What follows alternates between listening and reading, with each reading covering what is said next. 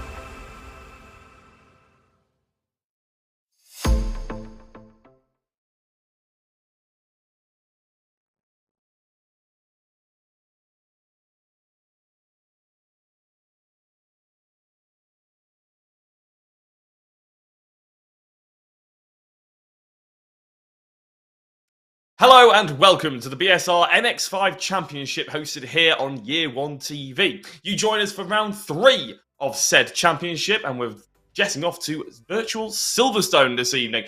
My name is Jack Oliphant and as ever I'm joined by my enigmatic commentator Rhys Saunders. Rhys, how the devil are you? Hello, good evening everybody. I'm warm. That's going to be the verb I'm going to use now. I am roasting. But no, looking forward to a night of roasting hot action in the BSR MX5s. Usually they're the prelude to the TCRs, but you know, just because they come first doesn't mean they're necessarily second on action. They are frenetic from start to finish. We're going to have 4 blinking you'll miss it 15-minute races tonight, and I am absolutely stoked. How are you this evening, Jack? I'm very well, yes, and yes, you have noticed correctly, ladies and gentlemen, both of us have had a haircut. We both wore orange last week, we both had a haircut this week, and it's blessed for you for noticing.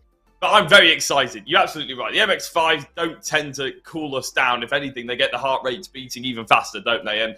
And to be honest, from what we've seen in round 1 and round 2, we're not expecting anything different here at Silverstone. It's the shorter Silverstone circuit. I think it's the international layout, so only about 4 or 5 corners. The championship is very close. The battles have been extremely close. Reece, it's all building towards what should be a great evening. Yes, very much so. And yeah, practice was very, very close. I know you mentioned about the magic second last week at Brands Hatch Indy. Well, in practice, that covered 12 cars with Jason Cooper leading the way. Let's say he was leading the way by a fair old margin. It is a shorter lap here at Silverstone International. Not quite as short as Brands Hatch Indy, but still a shorter lap. And he'd got a gap of almost 0.2 of a second in practice. So we'll see if that carries on over into the qualifying session that's just gone live. The qualifying session has just gone live, but before we jump to it, because they're just doing their outlaps, it's all a bit dull. Let's have a look at what happened last week at Brands Hatch. I believe we've got there we go, their fancy new graphics, hosted by Year One TV and Graham Sessford. Andy McEwen took the race victory, nearly a second ahead of Adam Delmont. Lee Holmes was 3rd, Kip Stevens was 4th, Nick Clibbins was 5th, 6th, Jamie Gulliford, and you can see all the way down to 10th position there. Now, I believe that is race 1 of the evening. Of course, there are 4 races, so we'll be able to whip up race 2 in a second, and we'll obviously try and show you the maybe just the first top 10 for every single race. That's probably the easiest way of doing it. Otherwise, we will be here all night, and we won't get to see any of the tonight's racing either. So as we wait for that one, it looks like it was a fairly successful day for Andy McEwen, actually, all in all. That's still race 1, of course, but I believe he took the race victory in race number 4. So that's something he's one to be looking out for. And when we bring up the championship graphics as well, I think his form is represented in that, as well as a driver who I'm quite surprised. In fact, we're going to actually have a look at the championship. Oh, no, there's the race results. Sorry, the technology is letting us down a little bit here, but they're all up for you now. Adam McNally took race 2 victory with Adam Delmont, his Excite teammate, just 5 seconds down the road, and Michael Seal in 3rd place as well. And you can see all the way down to the top 10. Again, Thor Tuller was a driver to keep an eye out on, the number 544. And driver, I believe. But first week in the BSR MX5 Championship last week, gotten himself a top 10 very impressively indeed. I believe we'll be able to have a look at race 3, hopefully, in a couple of seconds' time, if the computers are allowing us. There we go. Adam McNally taking the race victory, another Excite driver. This time they're swapping positions. Adam McNally 1st, Adam Delmont in 2nd, Michael Seal taking 3rd. Again, very solid championship scoring points there for Michael Seal in race number 3. All the way down again to James Neve in 10th.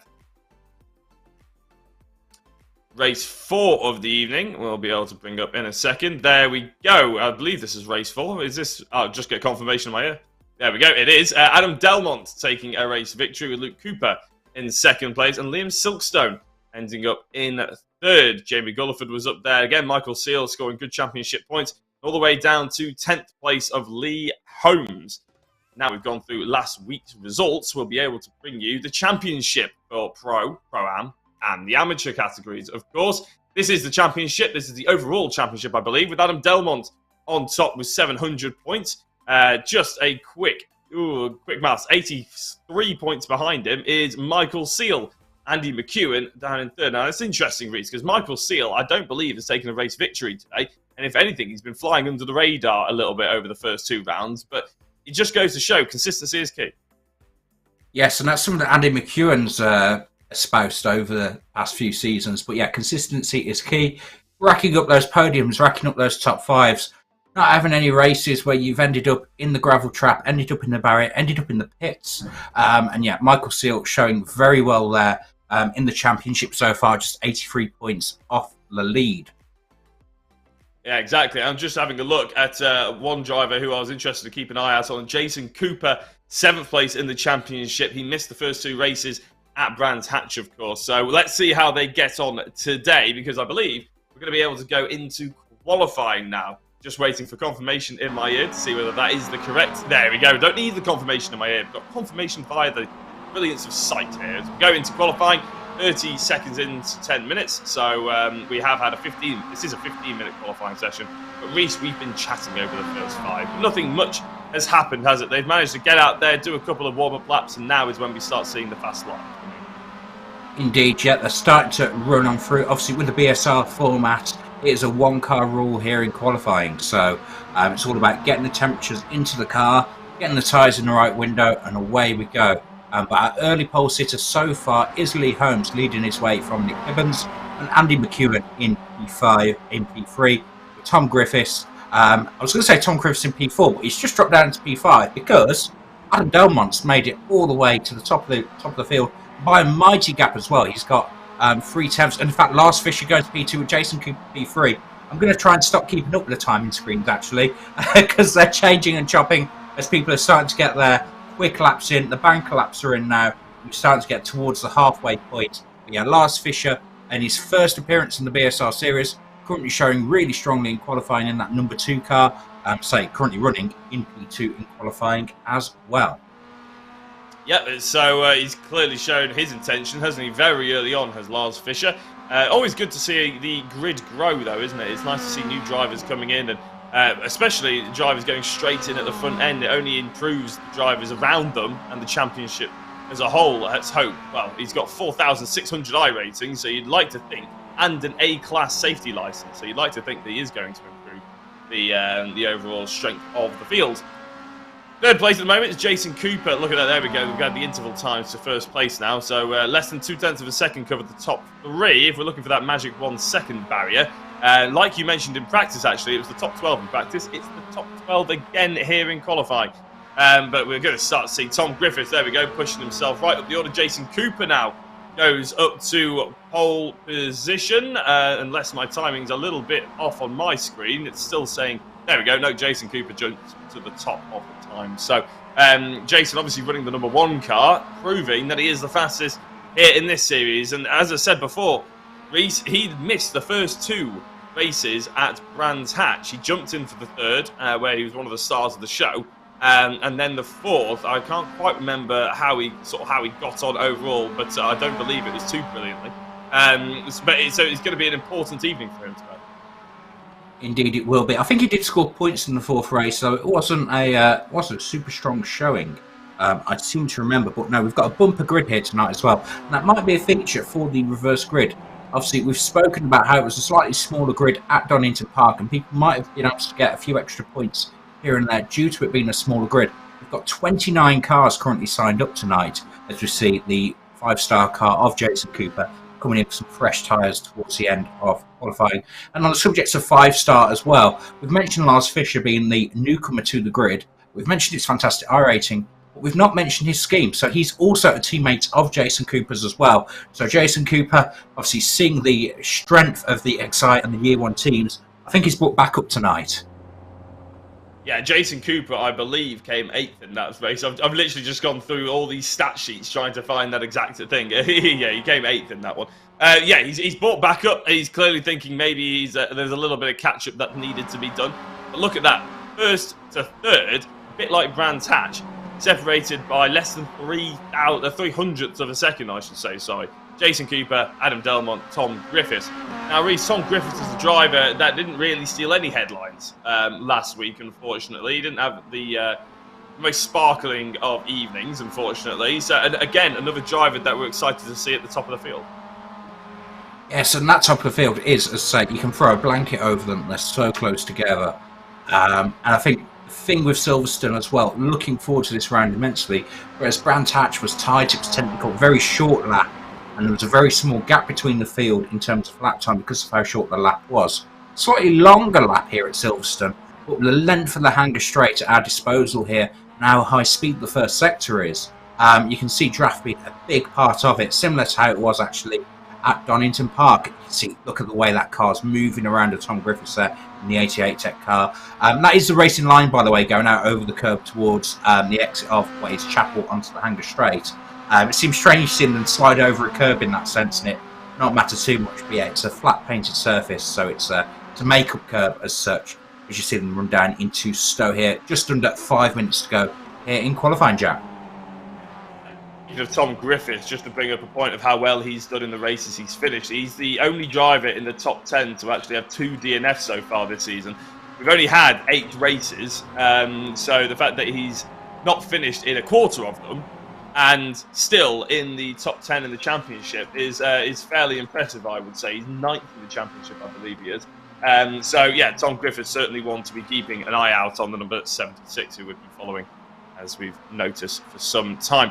Talking about Pro-Ams, Jamie Gulliford, Reese, doing a very strong job, isn't he? Currently in 9th place in qualifying, 6/10 of a second off pole, but more importantly, about 4/10 of a second ahead of his closest rival in Craig McDonald. Yes, and Pro-Am has very much been a story of Gulliford versus McDonald. Obviously, the thing is with Pro-Am, because they're behind the pros usually, though Gulliford has been mixing it up throughout the season so far, they do tend to get caught out in the ebb and flow of the reverse geared races. But Jamie Gulliford, usually when he finishes and has a clean race, has been winning the bulk of the Pro-Am races so far. And Craig McDonald, though, every time that Jamie Gulliford has a less than ideal race, comes and picks up the pieces and takes the class victory. Interesting to see as well. So Leon Jenkins, we've talked about Lars Fisher already. Leon Jenkins is our newcomer as well in the AM category this week, and he's currently leading the way in that category. And by the slenderest of slender margins, my timing screen is showing it as 0.02 of a second, but I think it might even be 1,000th, depending on which timing screen we're going off just here. It is very, very tight around that P15, P16, and even P17, because Craig Schill actually has an identical lap time to Adam Fox. So it shows just how tight the pack is on the way through. But yeah, Leon Jenkins currently showing pole position in AM on his series debut, so he'll be very chuffed with that. I'm actually excited to see Jenkins versus Fox, because if you do look at the championship standings and all the stats and everything like that, Fox has had it all his own way. Realistically, we were just talking about the Pro-Ams. Now, you would expect, naturally, that in the overall championship standings, that you would have all of the pros, all of the Pro-Ams, and then all of the AMs. But actually, the top 7 in the championship of all pros, you have to go down to 10th to find a Pro-Am in Jamie Gulliford. But solidly in the top 10, in 8th place overall in championship order, is AM class driver Adam Fox. To put that in perspective, how much better he is doing than the other AM class drivers, you have to go down to 21st to find Mark Oliver. So that's a massive margin, isn't it? So Adam Fox is ahead of even the leading Pro-Am driver in the championship. And he's, how many places is that? It's quick maths that I'm not very good at doing. I think it's 11 positions in the championship, better off than his closest rival in Mark Oliver. So anything that can sort of close that gap for another AM driver like Jenkins, I'm all for, to be honest, even though I'm sure Adam Fox would probably like a bit of an easier go at it. I wouldn't be surprised. They used to do this when I used to cover it with the Year 1 before the BSR. They almost would jump people around into the different categories halfway through the season if they've been outperforming their current ranking. I'm not sure if they're going to do that this season with Adam Fox, but we wouldn't exactly be surprised at this point. We wouldn't, but as I say, with Adam Fox, he's doing such a fantastic job here in AM. As you mentioned, he's in pole, and he's actually within that second of the overall pole as well. But I think it's not necessarily been down to sheer raw pace that he's been leaving the AMs behind. It's just through consistency. He's been keeping his nose clean. He's been getting to the end of each and every race, knowing when to give positions up to pros and Pro-Ams, but he's always made sure that he's finished. I think, as we've talked about earlier in the broadcast with James Neve, who might not, not James Neve, Michael Seal, who might not always have set the timing screens alight, but he's always been there at the end. He's always been classified, and that's where the points are handed out, not at the start of the race, not in qualifying, although there are a couple of bonus points for pole position, which I'm sure Jason Cooper will remind me of. But actually, it's handed out at the end of the race, and that's what great job Adam Fox has been doing as we head into the last few seconds, so people will be finishing laps just now here in qualifying. Quite a few people already have finished their sessions. They clearly don't think that they're going to be able to improve, so they're in the pit lane. The likes of Adam Delmont, Tom Griffiths, Lee Holmes, who was an early pole sitter as we joined the session, Nick Clibbins, Adam McNally, Wayne Douglas, Adam Fox. We just saw Wayne Douglas wipe out into the wall, actually. That'll explain why he's in the pits. But plenty of people who decided to just come in. Maybe they don't think they've got the time to get out there and put another quick lap in. Simon Robinson, we're currently watching. He's in 25th at the moment. Can he improve at all? I don't believe he has, unfortunately. Simon Robson still in 25th on my timing tower. Alistair Hatcher, only in 23rd at the the moment, but there's not many drivers out there improving. It's not a particularly long lap here. And in fact, as the checkered flag has dropped, it doesn't look like anybody's going to really be able to challenge Jason Cooper unless his teammate Lars Fischer can pull a Sector 3 out the bag to be proud of. But at the moment, his Sector 1 and 2 aren't anything to be shouting about. He might be able to pip himself, not necessarily to pole, but he might shave off a tenth of a second, maybe a little bit closer to Tom Griffiths. It won't give him any higher positions. And in fact, there we go. He jumped over to the pit lane rather late, I would say. There, Reese would probably get a pit lane penalty if that was Formula One, but luckily he'll probably get away with it. Indeed, potentially he would. And funny enough, obviously the Formula One was here a couple of weeks ago, and a rule that I think they implied, and I think iRacing also enforced as well, is the fact that actually it's a shorter run to the start-finish line in the pit lane. So they've had to make a rule where times are disallowed if you finish a lap in the pit lane, which I thought was very interesting, a useful tidbit I picked up last week. But I think that is it for our qualifying action. So we'll be starting to head towards the grid in the next few seconds, but it looks like Jason Cooper's done everything he needs to do to grab pole position here for race one. Obviously, the only race tonight that isn't decided by a reverse grid. Yeah, that's exactly it. And if you're wondering what on earth the format that will be for the BSR, I'll very quickly tell you before we bring up the grid. It's a race 1, 15 minutes, dictated by grid position, the grid position dictated by qualifying. Then 3 reverse grids, as Reese has just said, all 15 minutes. Right, we can bring you through the grid order now. On first place is Jason Cooper. Second place, Adam Delmont. Third is at Tom Griffiths. And rounding out the top 2 rows is Lars Fischer, newcomer to the championship. Lee Holmes in 5th, Andy McEwen is in 6th, 7th is Nick Clibbins, 8th is Chris Warner, 9th Jamie Gulliford, and 10th James Neve. In 11th is Paul Cook, 12th Adam McNally, 13th was Wayne Douglas, 14th Adam Fox, 15th Craig McDonald, 16th Leon Jenkins, 17th Craig Schill, 18th Mark Oliver, Thor Tuller was 19th, and rounding out the top 20 was Colin Sansom.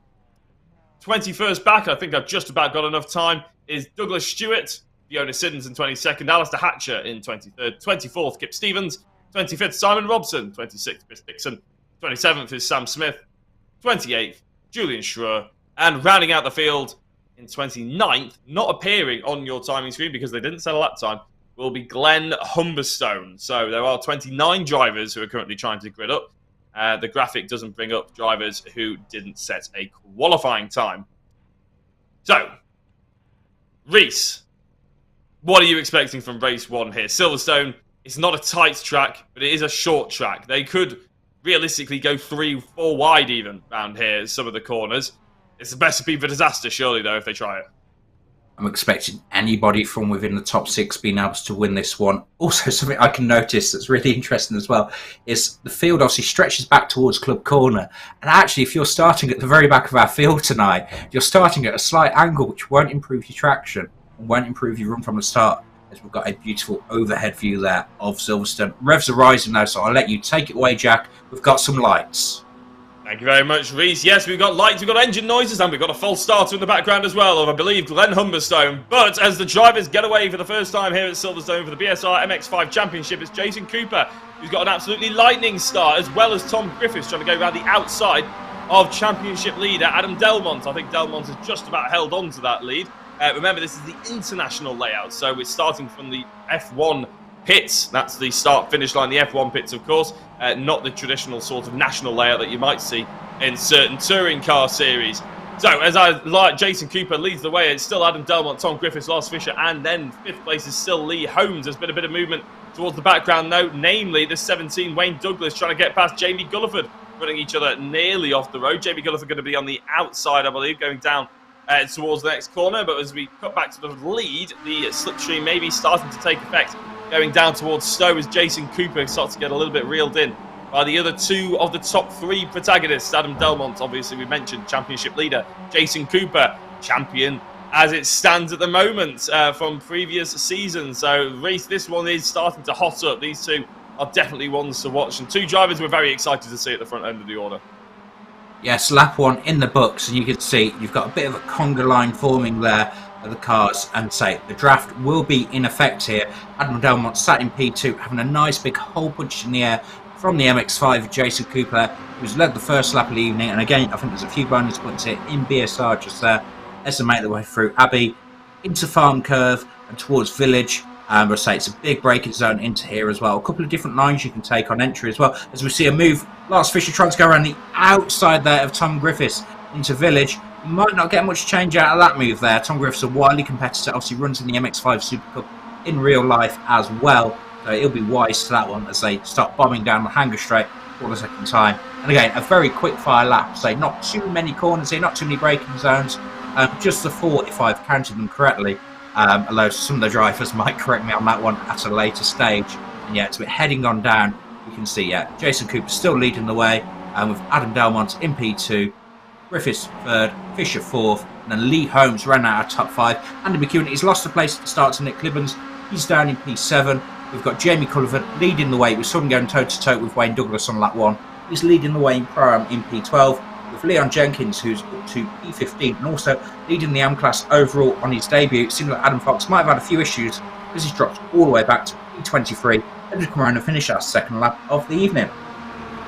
Yeah, I'm actually very impressed. I like what I've been seeing from Lars Fischer, to be honest. A little look around the outside of Tom Griffiths. Maybe Griffiths probably wasn't expecting someone like that to jump into the championship and really challenge him, but I think he knows the sort of competitor that Fischer is now, that's for sure. This is Tom Griffiths against Lars Fischer, of course. We're currently watching the top 3 yet again, and Fischer seems... Sorry, it is Delmont versus Griffiths, of course. Fischer's just dropped off the back of it. We shouldn't really be surprised, should we, Reece, of the fact that if Jason Cooper has brought along a friend in Lars Fischer, that they're going to be any slower than him, really. That's not surprising. Indeed, and yet Lars Fischer's looking very much the real deal here. He's got the 3rd highest iRating in the field. The person between him and Jason Cooper is actually Adam McNally. Now, I was actually lucky enough to share the track again with Adam McNally this weekend at Knock Hill, virtually at least, in the Porsches. And he had a bit of a nightmare on lap 1, but what struck me about Adam McNally was just how calm he was, despite it going wrong at the start, despite the falling all the way back. Instead of letting it stress him, instead of letting it get to him, normally I'd go into full attack mode. He just took it very calmly, and at the end of the race, it was, "Oh, Adam, where did you finish?" P5.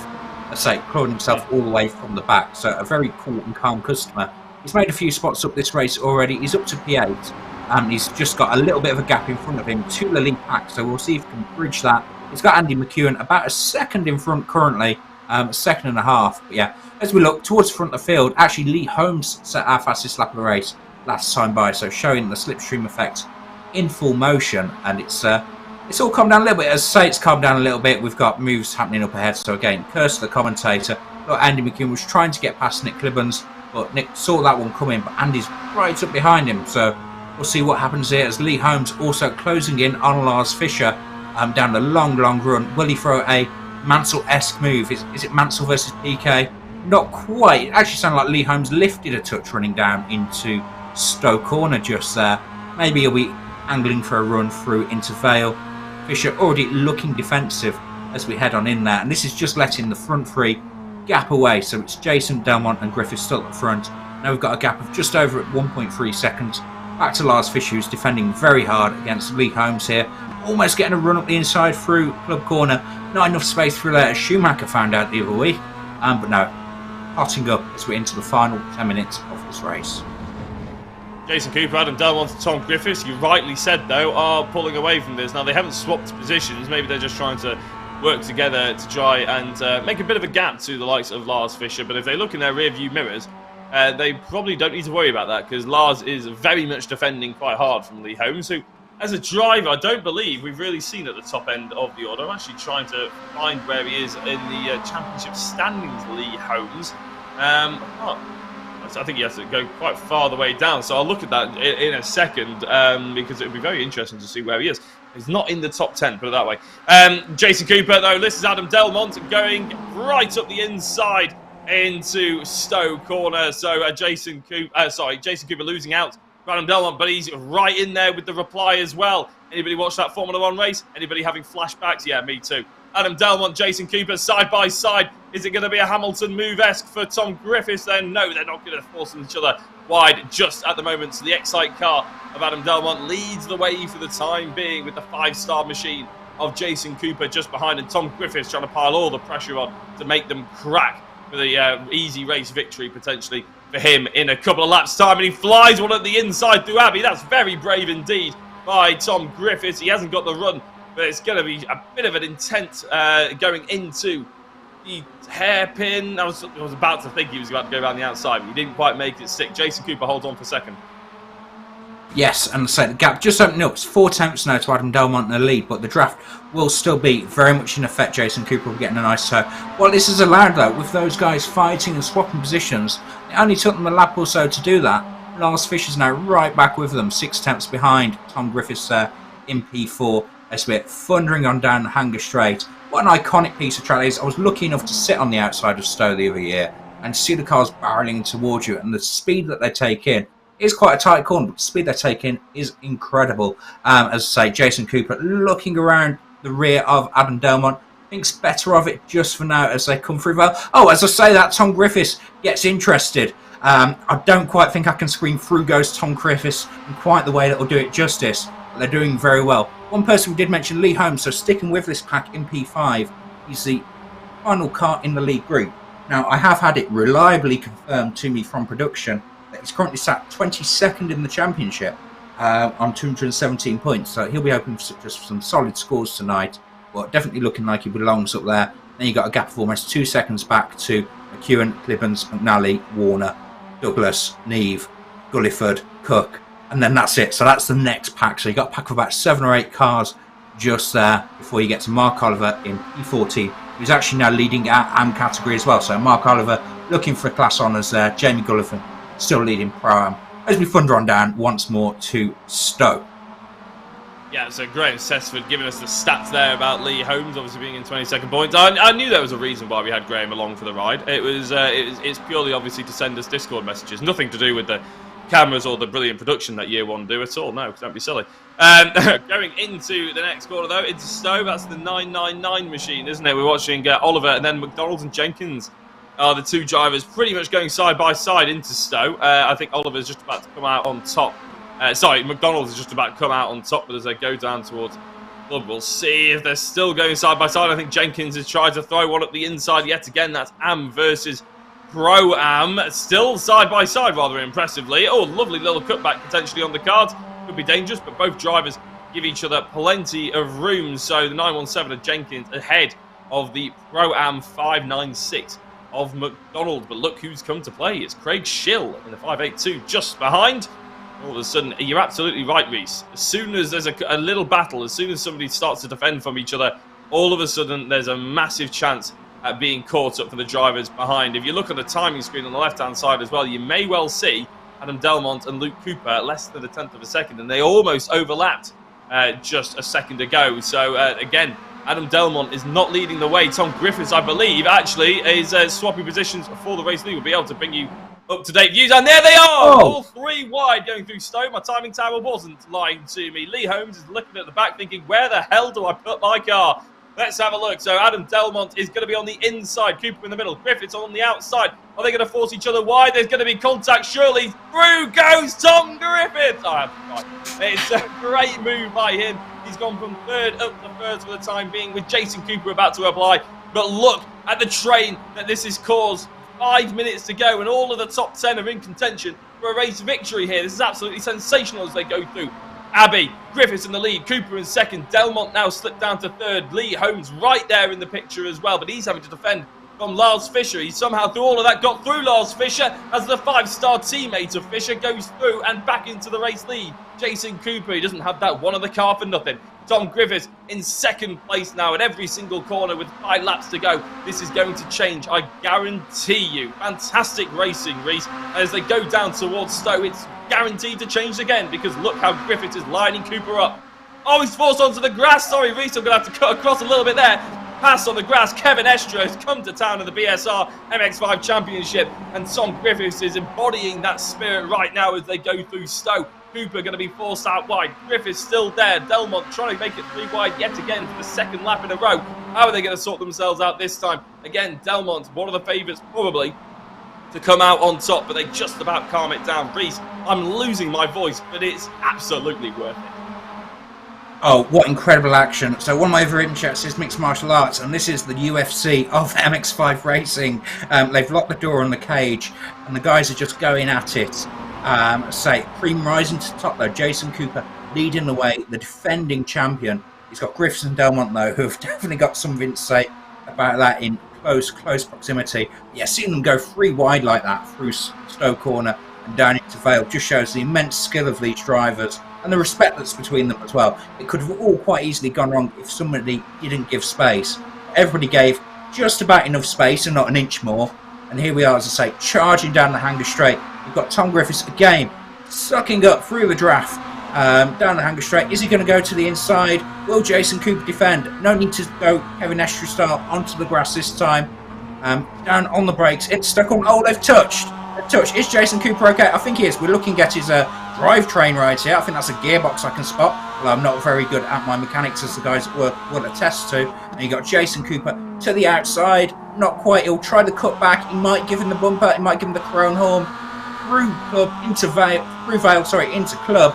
You can see the 5-star car just there, literally, not giving any space at all. You can see them going to the inside. There's a pit wall out there, guys. We've got to be careful. Lars Fischer's made himself up into 3rd through all that as they dive through Abbey Corner. And I say, there's not even an inch between them at all. Oh, he must be touching him surely there. Surely, as they dive down into Village Corner. Jason Cooper looking to the inside. Tom Griffiths, last of the late breakers, though. He's not going to get that past him there. I'm going to say again, a gap, maybe a car length as they come through what is half of the Luke Corner, out through Chapel, back onto the Hanger Straight. They've got a little bit of a gap just formed. They've got a second back to Adam Delmont, who's made it back into P3 ahead of Lars Fischer. And you've got to think, you've got 2 Excite cars fighting 2 5-star cars there. I'm saying that Lee Holmes getting involved in his 88 Tech car, and it's kind of teammate versus teammate fight right here as Jason Cooper makes his way back through into the lead. And I think it'll be a case of where do you want to be, as we're already approaching the white flag. We're approaching the final lap. I don't know where this race has gone, actually. The action has hotted right up. It's matching a Great British Summer right here. And do you want to be leading, Jack, or do you want to be in P2, as I say, as we come towards the final lap of the race? I think that very much depends on who you're asking. I think both of these drivers will be a little bit nervous. Adam Delmont has actually had a great battle just behind with Lars Fischer, who now dropped down to 8th place. They've clearly had some kind of altercation, or the fact that there's just so many drivers now involved in this. Final lap then. Cooper leads, Griffiths in 2nd place. Adam Delmont not particularly in the picture unless they make contact. The top 2, oh, that's one way to potentially make contact. A little bit of encouragement, shall we say, for Jason Cooper through the hairpin as they go. Nice flowing run down towards the final big straight, the biggest overtaking opportunity that's going to be left on this circuit, and that is, of course, into Stowe. If Cooper's going to be nervous for any corner in particular on this final lap, it's going to be Stowe. As you can see already, he's going to the inside to try and defend from Tom Griffiths, who looks to the outside, then switches back. The fake wasn't on. Jason Cooper wasn't biting, but at the inside still goes Tom Griffiths. Brilliant move. It just goes to show there's a reason I'm a commentator and not a racer anymore, because Tom Griffiths has made me eat my words already. Going down in towards the chicane now. What can Griffiths do? Can Cooper be latest on the brakes? Adam Delmont all of a sudden is involved again in this contact because Delmont hit Jason Cooper, and that's all turned sour right at the end. One driver who won't care one bit will be Tom Griffiths, because he takes the checkered flag and he takes a victory here at Silverstone. Nick Clibbins comes across the line. He's gained 5 places off the start, and he comes in 2nd place.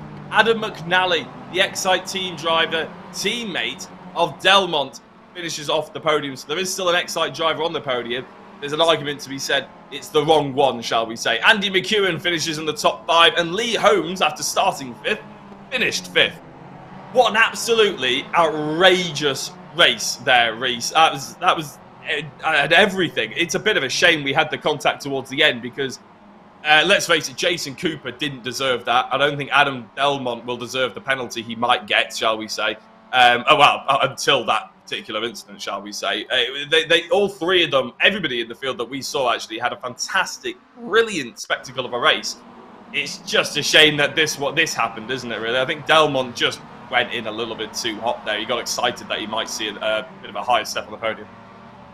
Yeah, indeed. And I'd say it's a real shame they ended that way, because the guy's been fighting so hard and so cleanly as well. One thing I will say, and again, it's one that I've been victim of before in sim racing myself, not that I'm holding grudges at all. But, did Tom Griffiths pass Jason Cooper off the track? When they went down the Hanger Straight and he dropped that fake, he definitely got on the grass. Was any of his car actually on the tarmac? Because if so, again, the BSR stewards, and they are in attendance, they do review these races. Will they have a look at that and think, was the win gained unjustly? So actually, Nick Clibbons, in the final lap lottery that it was, actually might be sitting there thinking, you know what, I might have just won that. And remember I said earlier in the race, Adam McNally, quietly picks his way through despite starting a bit further back or having issues maybe. Yep, he's our final step off the podium. The second Excite car to be on our podium.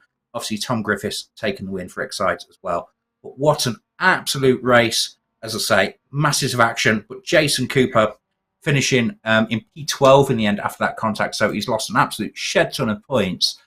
So he'll be crossing his fingers for some reverse grid gold right now. But I say, what a race there. Jamie Gulliford winning our Pro-Am category. And as I look on down through our order, remember I said that Adam Fox having issues dropping all the way back at the start? Well, from what I can see, P16, Adam Fox still somehow wins AM category just here, Jack. Yeah, he does indeed. So we'll be able to bring you the full race results in a couple of minutes' time. We'll be able to do the spinning wheel first, though, so we can keep an eye on whatever the wheel brings up and it relates to the championship as well. But well done to all the drivers. In terms of the passing on the grass, what I would say is, from a commentator who, and a spectator who wants to just see exciting action, the fact that Tom Griffiths, yes, he went slightly off the track. I think half his car was off the track, but the fact that he managed to stop the car going up the inside, and really, it's not faster to go on the grass. It's hard to hit the brakes after that. Your tyres will be dirty as well. He still made the pass. To me, it's just a very impressive bit of driving. So we'll wait and see what the stewards sort of say about that, if there is anything to be said at all. But to be fair, I don't think you could really argue with a Jason Cooper, a Tom Griffiths, or an Adam Delmont victory as he went on to that final lap of the race, that's for sure. I think all in all, a fantastic spectacle. Hopefully you guys enjoyed it just as much as we did. Right, spinning wheel. We'll be able to see, if you haven't joined us at BSR before, this is the spinning wheel. That way, there we go, it's over there, not out my door. That is the spinning wheel. Great and Cecil will be able to spin that. Now, this will dictate the reverse grid order. So it can be as low as 8. It could be as high as full reverse grid, shall we say. And that's exactly what we've come to see. That's exactly what we've got as well. So a full reverse grid. Now, keep that in mind when we look at the race results. And also keep in mind that to be eligible for a reverse grid, you have to be on the lead lap or +1. So you can be 1 lap down. But if you're 2 or 3 or 4 or 16, you're not eligible for the reverse grid selection. So it may say full, but we might end up with only 21 out of the 29 drivers being rotated. Keep that in mind. Right, 3 drivers that definitely will be rotated and put right to the back of the field are these 3. In Adam Griffiths taking the top step of the podium, Nick Clibbons in second, and then Adam McNally, his Excite teammate of Tom Griffiths, down in 3rd position. I'll be honest, I didn't realise Tom Griffiths was part of Excite, so apologies about that if I called that wrong throughout the race. Tom Griffiths, Nick Clibbons, and Adam McNally will be starting from very near the back of the grid. Here are the confirmation of the results. Tom Griffiths, Nick Clibbons, Adam McNally, already spoken through them. But in 4th place, Andy McEwen in the Year 1 car. 5th place was Lee Holmes. Lars Fisher ended up down in 6th. Chris Warner in 7th, the driver that we absolutely flat out didn't mention at all in that particular race. Apologies, Chris, but he was right there in that battle. Wayne Douglas in 8th, James Neve 9th, and rounding out the top 10 was the Pro-Am driver of Jamie Gulliford. I believe Jamie Gulliford was the winner of the Pro-Am, of course, because we've got slightly new graphics now on here. Paul Cook is in 11th place. Jason Cooper ended up all the way down in 12th, like Reese mentioned before. Adam Delmont ended up in 13th, just behind Jason Cooper. Jason will probably be thinking that's fair enough. And I'm sure Adam probably maybe he let Jason Cooper back through. We didn't see it, but that would be the sporting thing to do, you would think. 14th, Craig McDonald. 15th, Kip Stevens. 16th is Adam Fox. And I believe the winner of the AM category. 17th, Sam Smith. 18th, Craig Schill. 19th, Douglas Stewart. And rounding out the top 20 is Leon Jenkins. 21st is Fiona Siddons. Thor Tuller was 22nd. Colin Sansom was 23rd. Alistair Hatcher in 24th. Chris Dixon in 25th. Mark Oliver in 26th. Now, the number 548 that's not on your screen right there is Simon Robson. He will not be on pole position, actually. Sorry. Mark Oliver will be on pole position. So our race winner, Tom Griffiths, will start in 26th place. The 541 is Julian Schreur. And the 513, as you can see at the bottom, is Glenn Humberstone. So that's Simon Robson in 27th, Julian Schreur in 28th, and then Glenn Humberstone in 29th place. What a fantastic race there by the BSR MX5 Championship. If that has wet your whistle sufficiently, then by all means come back in a couple of minutes' time, because we're going to go very quickly to an advert break before race 2 out of 4 of the evening is back on your screens. See you shortly.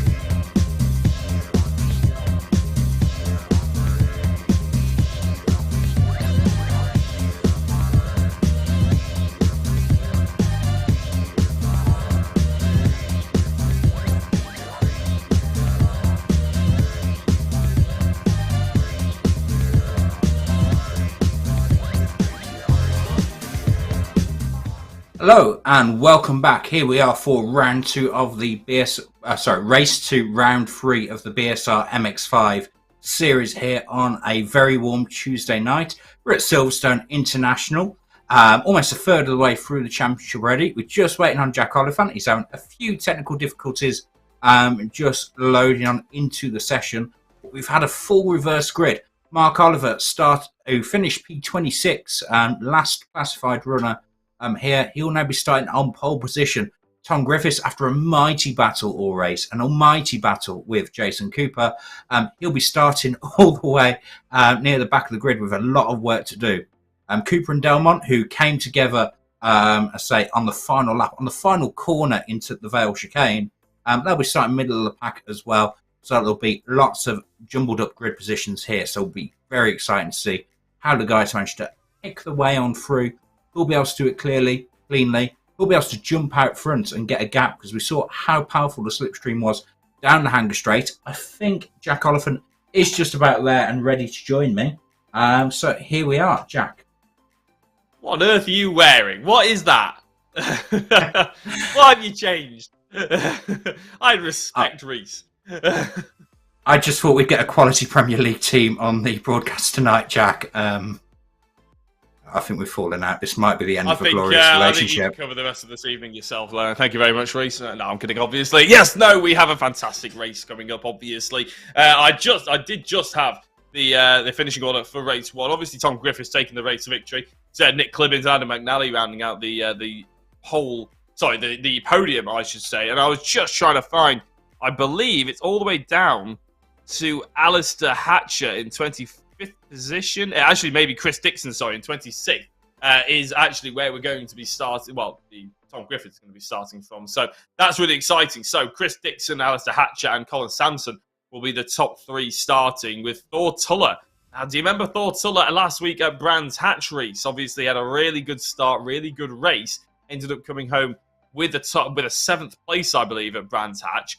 But for the majority of the race, was really solidly in 2nd and 3rd place.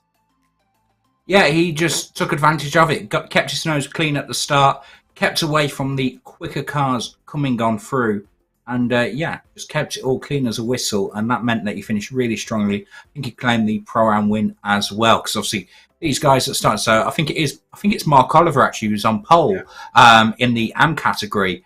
He'll be hoping that he gets a clean start, maybe a bit of carnage behind him, and he'll be running nice and clean and free. And although he might not hold on to the lead for the whole race, he'll be hoping he manages to win his category. I can hear a few engines in the background, though. I think we are just gridding on up. I think we've got about 25 seconds to go just here before the race starts. I say they're gridding on up. I'm just waiting for cameras to switch on over, giving production a... We don't need them. They can just watch us talk about the racing. That's what people make YouTube videos. It's like a radio... podcast watch along of reaction. BSR. The watch along. That's what we're going to be doing. So as the lights are about to go out, apparently, we can barely see about just as much as you. In fact, what I'll do is I'm actually in the session. There we go. I don't have to look at it because the race is underway with Mark Oliver in the 999 car, pulling away nicely. Actually, Chris Dixon in 2nd place. 3rd, Alistair Hatcher, but Colin Sampson, look at that, flying up the inside of the number 67 machine. Side by side. Now, this is very exciting indeed for the likes of Colin Sampson and Thor Tuller, but there's a big spin of the number 15 of Chris Dixon. Chris Dixon, who started on pole, ends up getting fired off before they even reach the 3rd corner, and there's massive crashing in the middle of the car, in the middle of the pack as well. Trying to find who's involved. That Jamie Gulliford maybe was involved. Jason Cooper, I think, is taking advantage of it. In fact, there's the number 2 car. That's the newcomer to the championship, isn't it? That's Lars Fisher, I believe. Sam Smith has had an off. Adam McNally is right down at the bottom of the field. But at the moment, Mark Oliver still leads the way with his teammate, Alistair Hatcher, just in behind, with Colin Sampson in 67 trying to take advantage of maybe some in-team battling. Yes, there's 388 tech cars here in our top 4, and then you've got the 2 Any Style painted Year 1 cars in 3rd and 5th place. Colin Sampson and Fiona Siddons there. A great start from Jason Cooper, though, up to P7. Adam Delmont, though, in P9. There's a big curb up there from Colin Sampson. Oh, he's going to spin to the inside. That's going to be horrible. He's going to have to let the whole field go there. Let's say he turns it back on round. But yeah, it's going to be such a difficult rejoin to make. Hopefully he can do it safe. There's no grip on that grass. It must have rained recently at Silverstone. I wish it had rained recently there in real life. Apparently it's raining now. It's Graham Sesford's just around the corner, and he's telling us the weather's actually miserable in real life. But Paul Cook is now leading the way according to my timing screen. You've got the 15 car there, whose car is, yeah, that's going to be no good to anyone. That's Chris Dixon, who started so far up the field. Yeah, no, that's not even going to be good for spares, I don't think. And so timing screen's having a big old jump around in front of me. Alistair Hatcher now leading the way, and he's got an 8/10 lead to that man, Jason Cooper, who's definitely made great hay at the start and is flying away. So it's absolutely everything's going on. It's hard to keep up here, but yeah, what a start! And I think we've got a few cars with major damage, Jack. Jason Cooper is about to take this race lead, isn't he? Because Paul Cook runs. Alistair Hatcher runs very, very wide, and on the proper racing line, Jason Cooper goes through.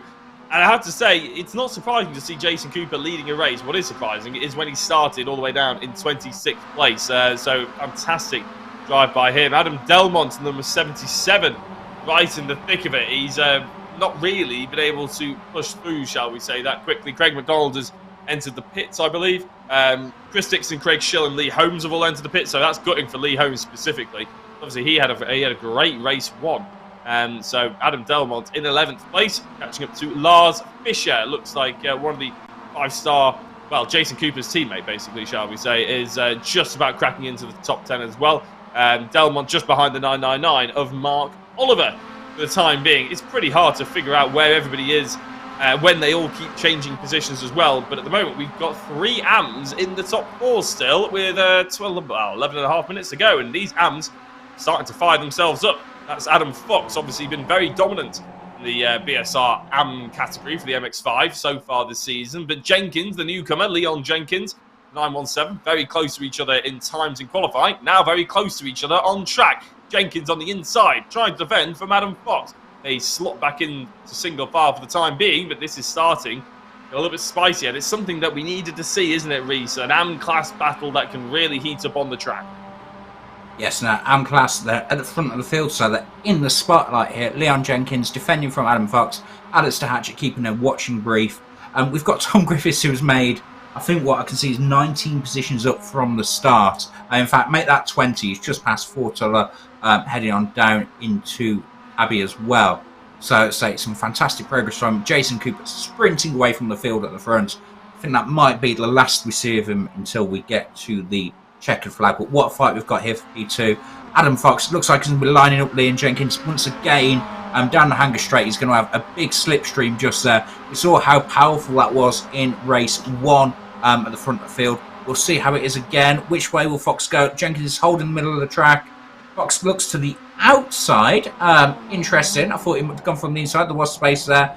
You can see just how much these cars move around as they load up into Stowe. Fox getting a bit of a switch back there, potentially. I think Leon Jenkins is going to have to defend the inside. If he leaves the door open, Adam Fox is going to send it. You can see him diving up the inside. You can see the car squatting down on the brakes. Fox bouncing over the curb there. But so far, no position swapping at all. You've got Alistair Hatcher a second back, and he's got Andy McEwen for company as well. Yeah, hotting up as we head into the final 10 minutes. Already a third of the way through race 2 just here.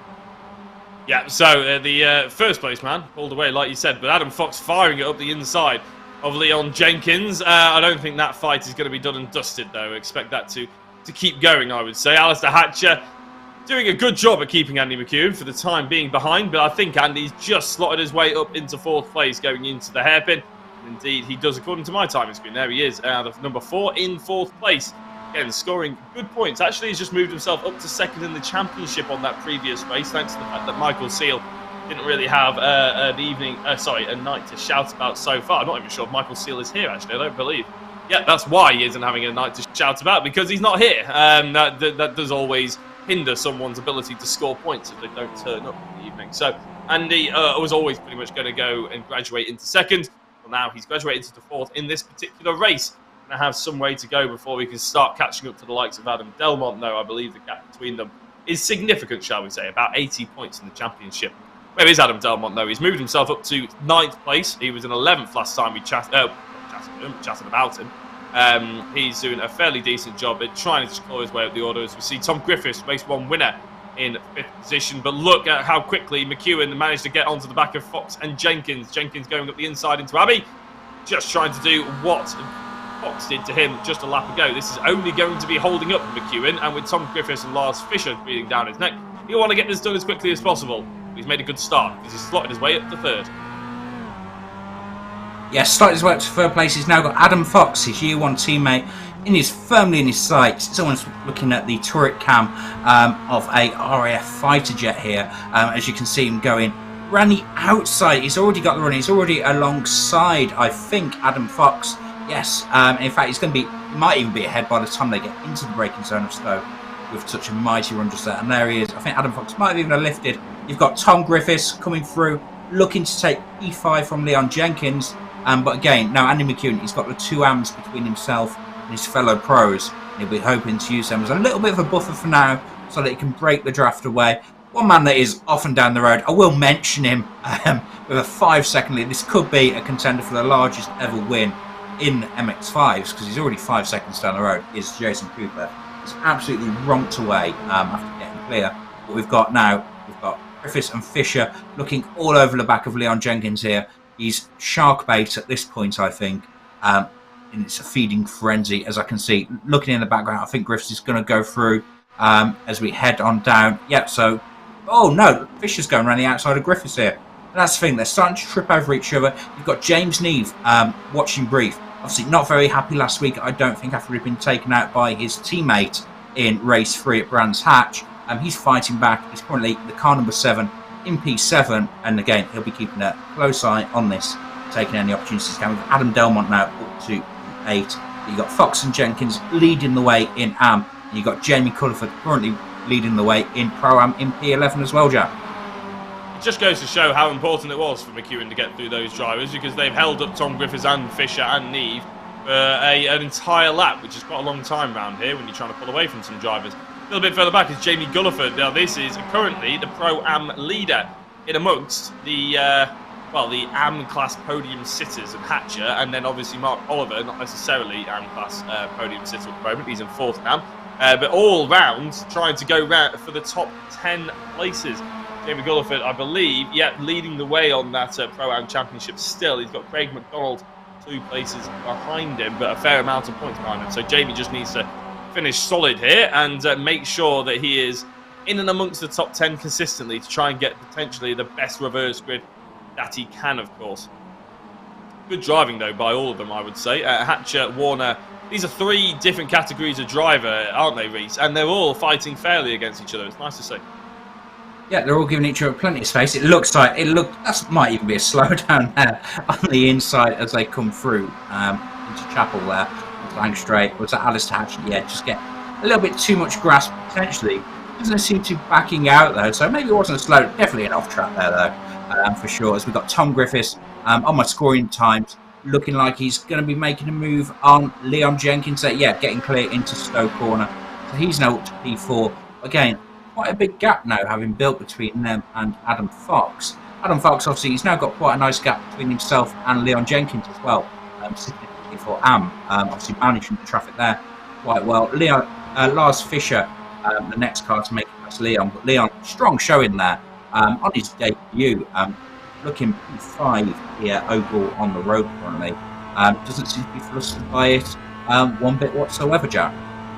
No, with 5 laps to go, as I said, I sort of reached back to Brands Hatch when we were talking about Thor Tuller for the same reasons. Brand new to the championship and performed very admirably, and Leon Jenkins is doing exactly that, as is obviously Adam Fox, but we've almost come to sort of semi-expect it from Adam Fox these days, being the fact that he is most definitely not in the correct class, I would say. I'm going to go brave and say it. I'm sure he won't be very happy with me saying it, but in my opinion, Adam Fox has shown that he's a Pro-Am competitor. Maybe next season we'll have to wait and see how the BSR gods deem his classification in a couple of weeks' time.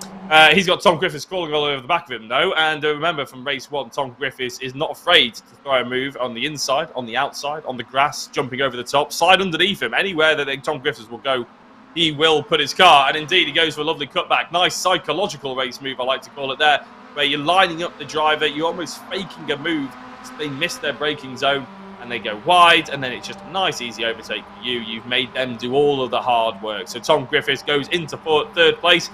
Not that far away from McEwen, I would say there, Reese, as well. 4 laps to go. If he's in the slipstream, there's a potential that McEwen could start to sweat. Not just because it's ridiculously hot out there today, because he's maybe starting to get a bit nervous towards the end. Indeed, yeah, that gap is about a second, which is kind of the edge of where the draft range is in the MX5. So it'd be interesting to see what kind of run Tom Griffiths gets coming out of Chapel, and can he start to close that gap there? I think Andy McEwen does actually own the trademark of the psychological move. As I say, he's probably witnessed that one in his rearview mirrors with his teammate Adam Fox being passed by Tom Griffiths. It looks like Lars Fischer's lining up next to take on Adam Fox. He got a bit of a gap back to Leon Jenkins as well. James Neve lost out to Adam Delmont as well. He's down in P8. Jamie Gulliford still leading our Pro-Am category. Yeah, coming around to 3 laps to go. That gap still sitting at a second between McEwen and Griffiths. Got the timing up on the screen there, well provided by production just there.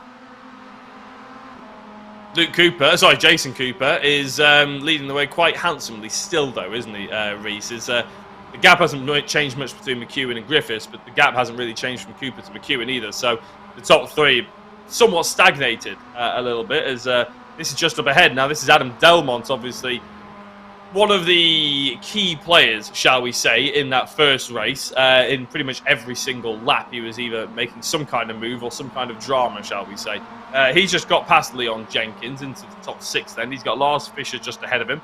I believe he was having a good old ding-dong with Lars Fischer for maybe 2 or 3 laps right at the beginning, and then a couple of laps right at the end of race 1 as well. So these 2 drivers are starting to build maybe a bit of a sort of relationship between them, whether that's good, bad, or indifferent. They're starting to learn how each other drive, which is very important when you're racing as close as this in, say, an MX5 championship, because you are running nose to tail and side by side with a lot of drivers. You need to know that you can trust them, or that they're going to be predictable, because the last thing you want to do is come up against someone who you absolutely have no idea what they're going to do next. It can be a little bit dangerous, as we watch Chris Warner try and hunt down James Need just ahead of them. Adam Fox is being overtaken by Lars Fischer. Adam Delmont as well is trying to line it up and try and take advantage of slowing Year 1 AM class leader. And I think he's just about done that as well. So Adam Fox slipping down the order somewhat. Won't want to become unstuck from, obviously, his AM class competitor, Leon Jenkins. No, it's 2 laps to go. I don't think it's quite raining in the air in virtual Silverstone at least, but the wipers are on, maybe precluding that coming to iRacing. Just 2 laps to go here at Silverstone. And yeah, as the pros have slowly started to make their way through the AM, so it has taken them all race to do that.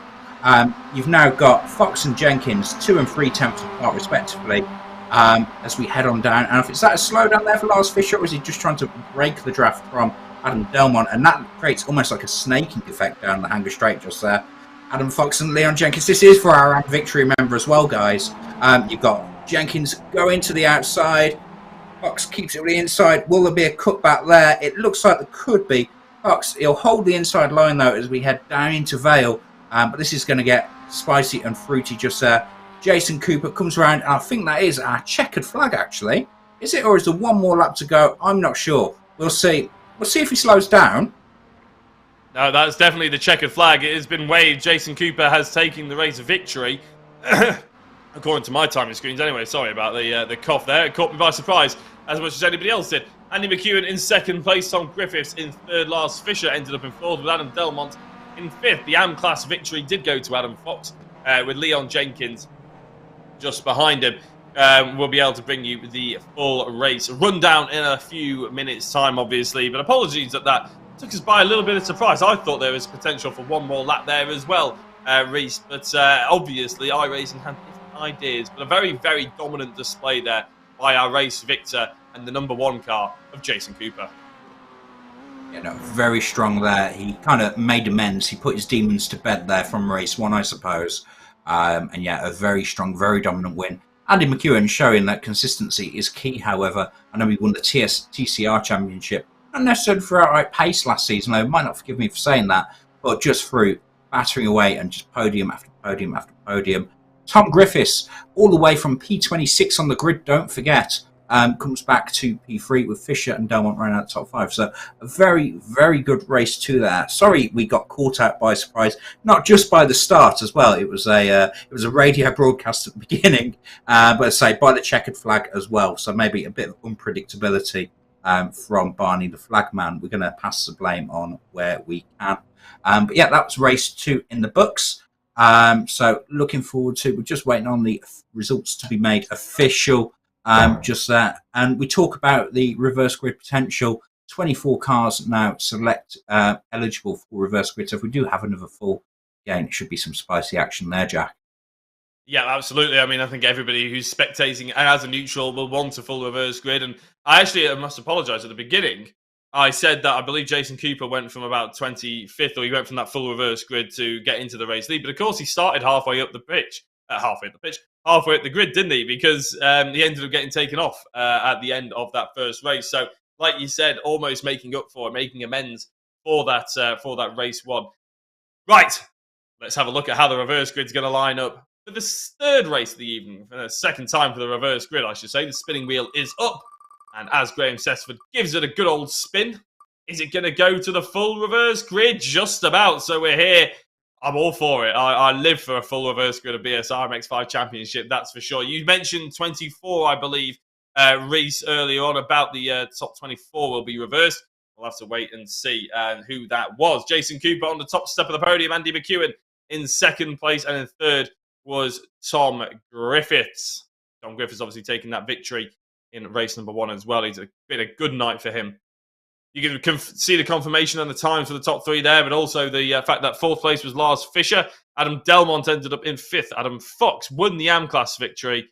Won the AM class, I should say, and came 6th overall. Leon Jenkins gave it everything and really pushed him.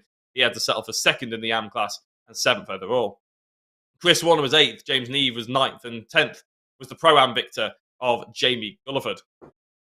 11th was Kip Stevens, Nick Clibbins in 12th. Alistair Hatcher was 13th. Mark Oliver in 14th. Adam McNally rounded out the top 15 with Thor Tuller in 16th. 17th was Fiona Siddons, Glenn Humberstone in 18th. Sam Smith in 19th. And Simon Robson rounded out the top 20. 21st was Paul Cook, 22nd. Colin Sampson. Douglas Stewart was 23rd. And because he was 1 lap down and no more, Craig McDonald in 24th position will be starting on pole. So Reese, you got that absolutely correct. Craig Schill in 25th was 11 laps down. So was Chris Dixon in 26th. And Lee Holmes was in 27th as well. Remember, there was quite a bit of carnage, shall we say, on that opening lap. Hence why we've had 3 DNF runners at the end. Right. We'll be able to come back for race 3 of the evening. Even more fantastic BSR MX5 action on the way here at Year 1 TV. So please don't go anywhere. Well, if you do go somewhere, grab a cup of tea or go to the toilet, but make sure you're back in about 5 minutes' time when it all kicks off again here at Silverstone. We'll see you in a minute.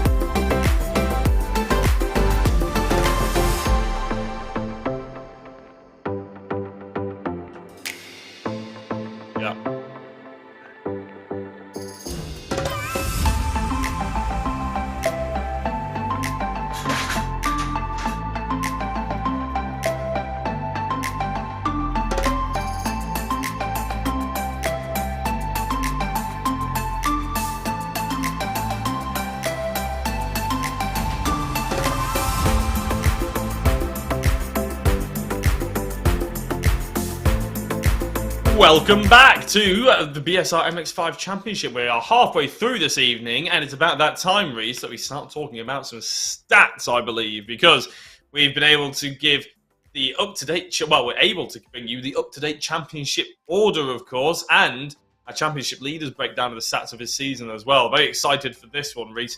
It's been a pretty decent championship so far. There is the championship as it stands right now. This isn't at the beginning of the day. This is right now. And Adam Delmont's got a pretty decent lead. Yes, he's got a lead of 67 points over Andy McEwen, and which is still a very decent lead. However, actually, if you remember, I think it was 83 start night. So Andy McEwen has clawed a few back there on Adam Delmont. But I say Nick Clibbens currently showing P3 in the standings. He's had a great run, just consistently picking up some points. And Jason Cooper on the charge after missing those 2 rounds at Brands Hatch, or 2 races at Brands Hatch. We've got Jason Cooper saying P4 and Tom Griffiths. Obviously, he's had a race win tonight. He's also had a podium as well. He's in P5. Now, you touched on it actually, I believe, in race 2, Jack.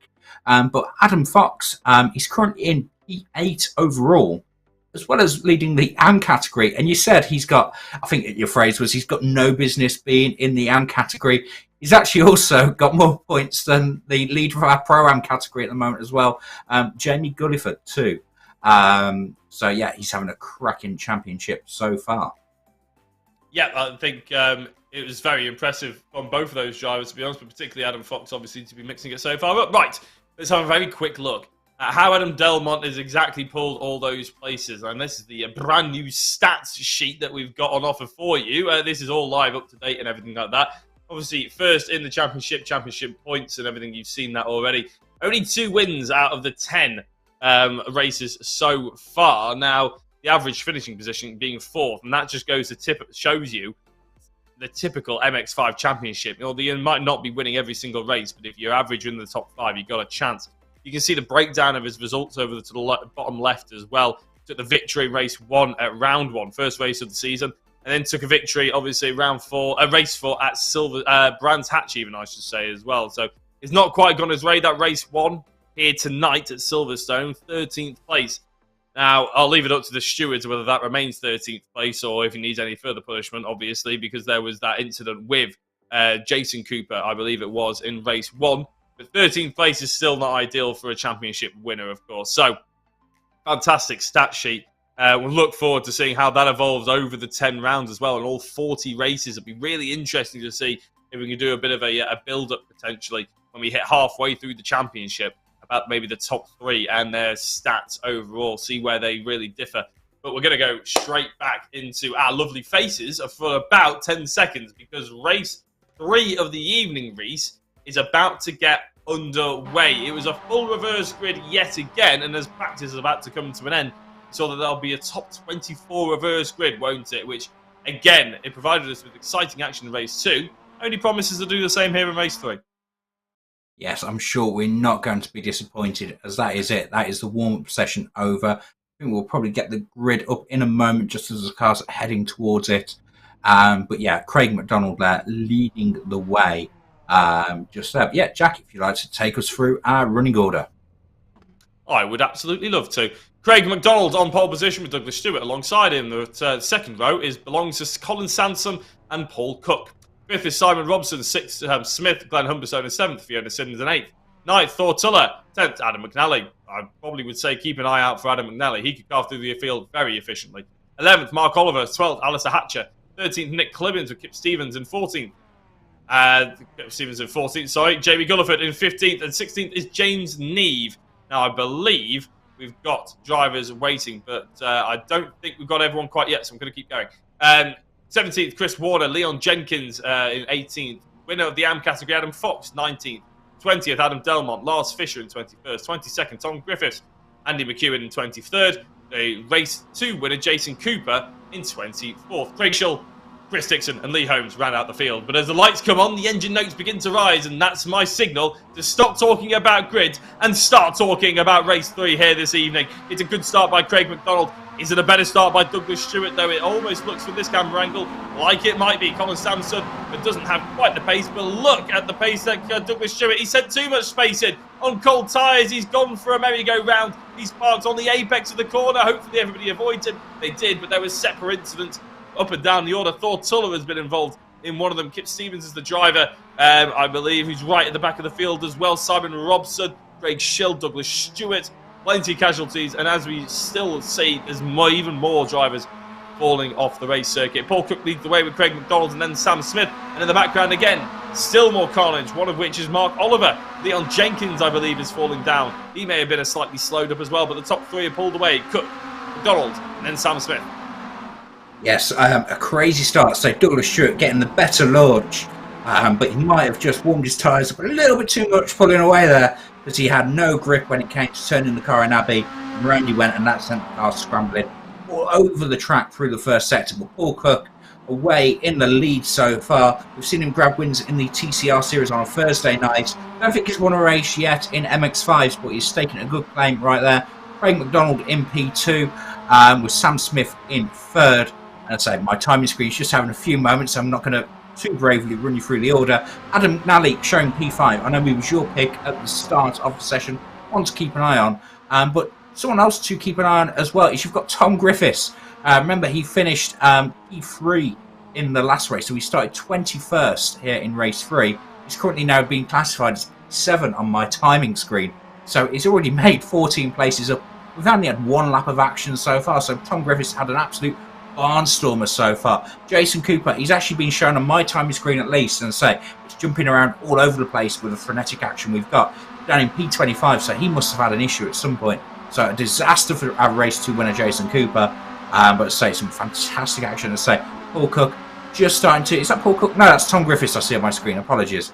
Just say he's a little bit on his own, just in the middle of the pack, P6. But yeah, Paul Cook just starting to jump away as well here in race 3. Jason Cooper, I believe, had to go back to the pits and now has come back out, actually. So he's about half a lap behind. I don't expect him to stay there, even with his pace. I think he might be able to crack into the top 20, but crucially, he just wants to finish on that lead lap for that reverse grid, of course. So Jason Cooper is back out there, but he won't be scoring very many good championship points.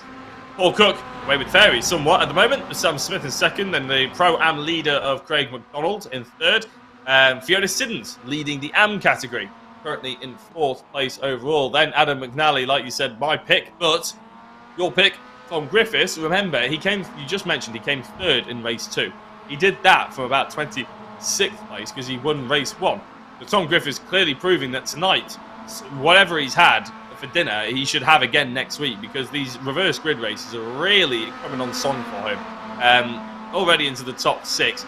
Looking like he might be interested even for a top 5 as well, as we keep on board, well, not on board, but we're keeping an eye out on Sam Smith and Craig McDonald's little battle for 2nd position. Now, probably the best thing for these guys, Reece, is to not hold each other up too much and try and chase down the race leader and not get caught by the 2 behind, who seem to be intent on falling over each other, and Fiona Siddons and Adam McNally.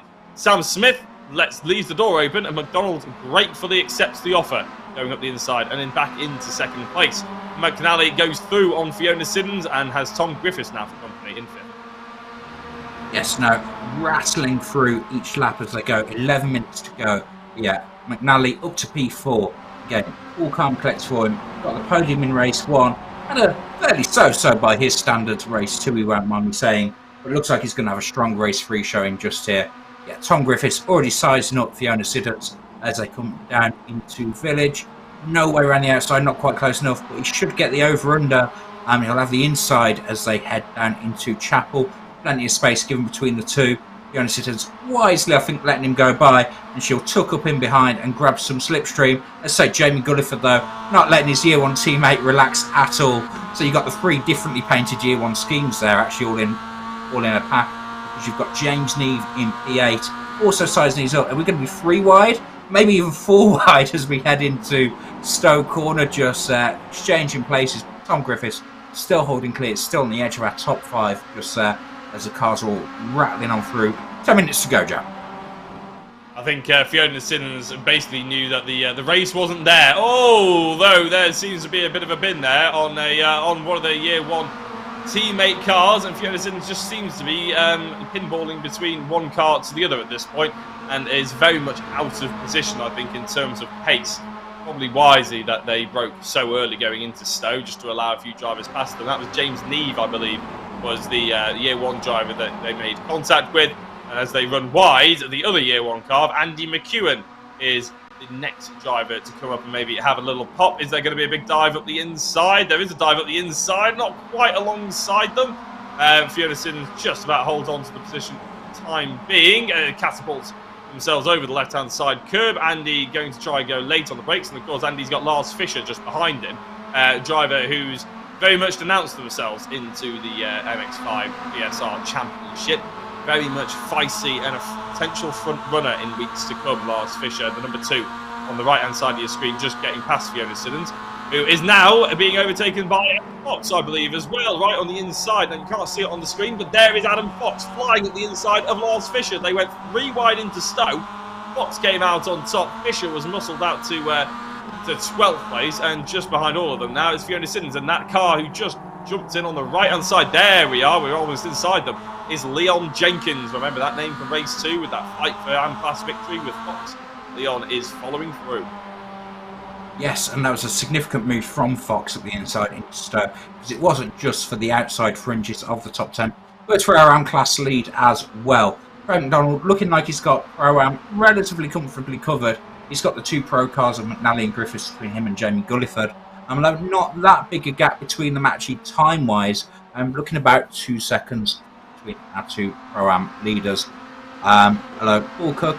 He's 1.3 seconds ahead of Sam Smith, so he's not scampering off down the road at all. And Craig McDonald also not being dropped from them as well. But yeah, spicily set up for the second half of race 3 here, Jack. And as I say, both our picks sowing strongly, and both in the top 5 right now. But this race has definitely got more of a story to tell, as it looks like there's a bit of damage to the front right, actually, of Sam Smith as well. Hopefully that's not hampering him too much. I thought I just saw his right front tyre just poking out from the outside of his bumper. But it might be the black detailing on that Excite car there, flattering to deceive. Doesn't look like it's slowing him up, does it? That's for sure. There is a touch of damage, but of course he did go very close to battling with McDonald's. But Paul Cook, I was actually just trying to find out where he is in the championship order. 10th place at the moment in the championships, jumped up 1 place. Actually jumped ahead of Luke Cooper, who of course isn't here tonight after that previous race. 544 points. So, I mean, Paul's not adverse to being in the top 10, and I suppose we shouldn't be too surprised to see him leading a reverse grid race. But he's just one of those drivers that we haven't mentioned so far, really, this season. But he's doing an absolute sterling job right now, isn't he? And yes, Sam Smith might be catching him up at a rate of knots, but leading one of these races for over half distance is fairly impressive, Chris. Indeed, yes. And I say it's been so competitive. He's won races this season already in the TCR series. So say Simtech Racing has been very strong in that one, but they're just looking to start to stake their claim in MX5s as well, and make an impression. But yeah, Sam Smith definitely got something to say about that, and they're all just starting to compress back together. You've got 2 temps between Smith and Cook, as you can see on screen, 7 temps back to McDonald, 4 temps back to McNally, 2 temps back to Griffiths, 4 temps back to Culliford. In fact, you've got to go all the way back to the gap between Adam Delmont and Lee Holmes before you've got a second gap between any of our runners here. So the field's starting to bunch back up. As I say, 6 minutes to go as we cross the line and run down into Abbey. 5 laps to go. McEwen and Fisher are probably the 2 drivers that we're sort of unexpectedly missing. But Nick Clibbins as well, I would say. He's 3rd place in the championship, all the way down in this race, all the way down in 16th place. So that's not going to be any good points for Nick Clibbins. It's a bit of a shame. He might actually lose out on that 3rd place in the championship by the end of the evening if he's not too careful. There he is, Nick Clibbins. Running sort of almost on his own somewhat at the moment, but I'm sure that race 4, that reverse grid, will probably come in his favour, and we might see him running back towards the front where he belongs. So it is Cook, followed by Smith, still at the lead. McNally and Griffiths obviously got themselves back up, but quite impressed with the fact that McDonald hasn't been caught immediately and passed the Pro-Am driver, obviously.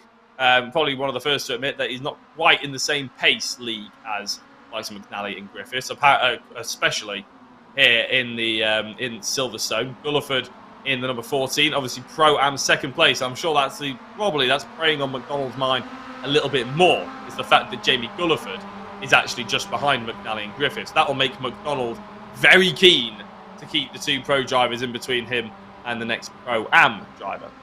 They're all starting to bunch up a little bit though, aren't they? Because Paul Cook, he's done a fantastic job, but he seems to be a cook in the bottle, I should say, Reese, because at the moment, he's not quite got the overall pace. No, as we see Adam McNally looking up the inside of Village for the last podium place against Craig McDonald, but Craig McDonald holding his ground so far. They're going to run too wide into the right-hander out onto the Hanger Straight, across the exit of Chapel just there. And as I say, you've got a whole maelstrom. You've got Gulliford coming up the inside of his Pro-Am rival. You've got 2 wheels on the white line, both for Griffiths and for Gulliford as well. Got McNally on the outside. They're 2 by 2. You've got, I think that might be Adam Delmont keeping a watching brief. 3 wide into Stowe. McDonald on the outside, McNally and Griffiths on the inside. Griffiths goes through. He's now into third position. Sam Smith as well, whilst we've been following this. There's a change for the lead as well. So it's all kicking off. Reminds me of race 1 so much with the field bunching together at the end. And wow, if race 1 was anything to go by, don't go away, folks. Keep your eyes absolutely glued to the screen, because this is going to be an absolute barnstormer of a finish. Yeah, so Tom Griffiths yet again involved. Sam Smith and Paul Cook, the more they hold each other up. Let's see if Paul Cook makes another move. Does he make Sam Smith defend? Will Sam Smith be able to push on? Well, he's certainly trying. That's a lot of speed, and that's a lot of rear end slip as well as they go through T2 and into T3. Really hard on the brakes there. Doesn't seem to have lost him too much time, but Griffiths is now within a second and is taking a nice line through there as well. Cook sent a little bit too much speed through. McNally will be interested in this one. I'm sure he did well in race number 1. I believe he came third in the end, and he came on the YouTube chat and said that was well worth the 2 corners of practice that he did before that race 1 podium.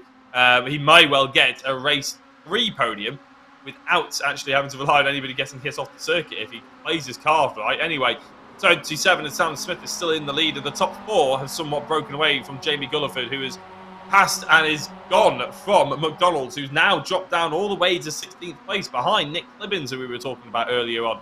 A bit of a shame for them. Fox still leads the AM class category as well, just ahead of Jenkins for the time being. With 3 laps to go, nearly make that 2 laps. Sam Smith can see the writing on the wall. He can see his name up in lights. Sam Smith may well be a BSR MX5 winner yet again. Maybe indeed, but he is currently a hare. He's a rabbit. With some greyhounds chasing him here in the final 2 laps. He's running so wide for Abbey there. I'm not sure if there is an off-track out there, but he's definitely testing the limits. You've got Lee Holmes has currently got the fastest lap of the race. As I say, Sam Smith, he's got this whole cabal of killers behind him. As I say, you've got Cook, you've got Griffiths, you've got McNally as well. As I say, he'll be punching a big hole in the air for all 3 of them as they're hunting him down. 2 laps to go. He's only got to defend 2 more times into Stowe. You've got to think probably Griffiths and McNally have probably got a touch more pace than Paul Cook. So he'll probably be trying to get through this lap so he can have an attack on the final lap. And as I say that, he goes up the inside into Stowe. That's Paul Cook. So Tom Griffiths, we talked about would you want to be first or would you want to be second. I'm pretty sure Tom Griffiths will be very happy with how he's positioned his car here as we head into the final lap. And it looks like McNally's trying to follow him through, trying to go around the outside of Vale. It's not going to be a lot of space down the inside of Club. Dives over the curb, but doesn't get the move done. So you've now got a car between Griffiths and McNally. And say, Griffiths hunting down, chasing down Sam Smith there. It's the final lap of the race. It's the white flag. Barney doing his thing. We've managed to track it right this time, guys. And as I say, here we are. Take it away for what's surely going to be a blockbuster finish. Yeah, Sam Smith, Tom Griffiths. Then it's Cook versus McNally. The podium is not settled yet, ladies and gentlemen, for the 3rd race here at the BSR MX5 Championship at the Silverstone International. They've already made it through half of the lap pretty much, and the 1 or 2 really crucial overtaking opportunities. As Sam Smith runs a little bit wide, Tom Griffiths got a really nice exit, nice and tight. But he has to hunker up and rely on the slipstream. Going towards Stowe, Sam Smith doesn't even look like he's trying to defend this. He's opened the door wide open, the barn door's open, the kitchen window's open, everything's open. But Tom Griffiths to take another race victory here. Smith can't carry the momentum around the outside. Maybe he's settling. Maybe he's okay with taking a 2nd place. He's trying to get that cut back. I don't think it's going to be enough as McNally also gets through on Cook. So the top 3 could be Griffiths, Smith and McNally. But Smith trying to throw the move around the outside. Not going to happen here. Can he get that lovely cut back? Can he get that momentum? He runs wide. It's going to be Tom Griffiths. It's going to be another race victory for the Excite crew. And it's Tom Griffiths who takes the checkered flag ahead of a battling Sam Smith in 2nd place. And Adam McNally on that final lap takes... In fact, did he actually? Yes, no, he did. The timing tower playing tricks on me there. But McNally ends up taking the bottom step of the podium. Cook finishing with a well-deserved 4th place, it has to be said. Adam Delmont in 5th, with all the way to Jamie Gulliford in 7th overall with a Pro-Am victory, and Adam Fox, the Am victory, in 11th place overall. A brilliant finish to what was a building race, shall we say. It came to a crescendo with Griffiths and Smith, of course, like that. So fantastically well done to all of those drivers. Luckily, they put on a fantastic show for us, Reece. There's just never getting bored when you're watching this kind of racing. No, indeed, I say it was absolutely. You could just tell all the pieces were just moving into place to have a final lap pass for the lead. And yet, Griffiths, obviously, both running Excite themed cars. Obviously, you've got Sam Smith running the Simtech Excite paint scheme, and you've got Griffiths running the pure Excite paint scheme there. Maybe there might have been a word in Sam Smith's ear there. Don't defend it too much. Obviously, Tom Griffiths banking in really, really strong points. He's won 2 of the races tonight. He's finished in the podium in the other one. He's just banking those points, making a big difference in the championship standings for himself. You've got to think maybe there was a bigger picture at play there for Team Excite. And credits to Excite, though, because Griffiths, Smith and McNally making it an all-Excite podium, locking it out with Paul Cook for Simtech in 4th. And Adam Delmont, funny enough, for Team Excite once again in P5. So a really strong showing for them there. We spoke about Jason Cooper. I'm not sure what happened. He did take a run through the pits there. He managed to only finish P23. So we've had two full reverse grids so far tonight. He'll be crossing his fingers and hoping that we make it 3 in a row.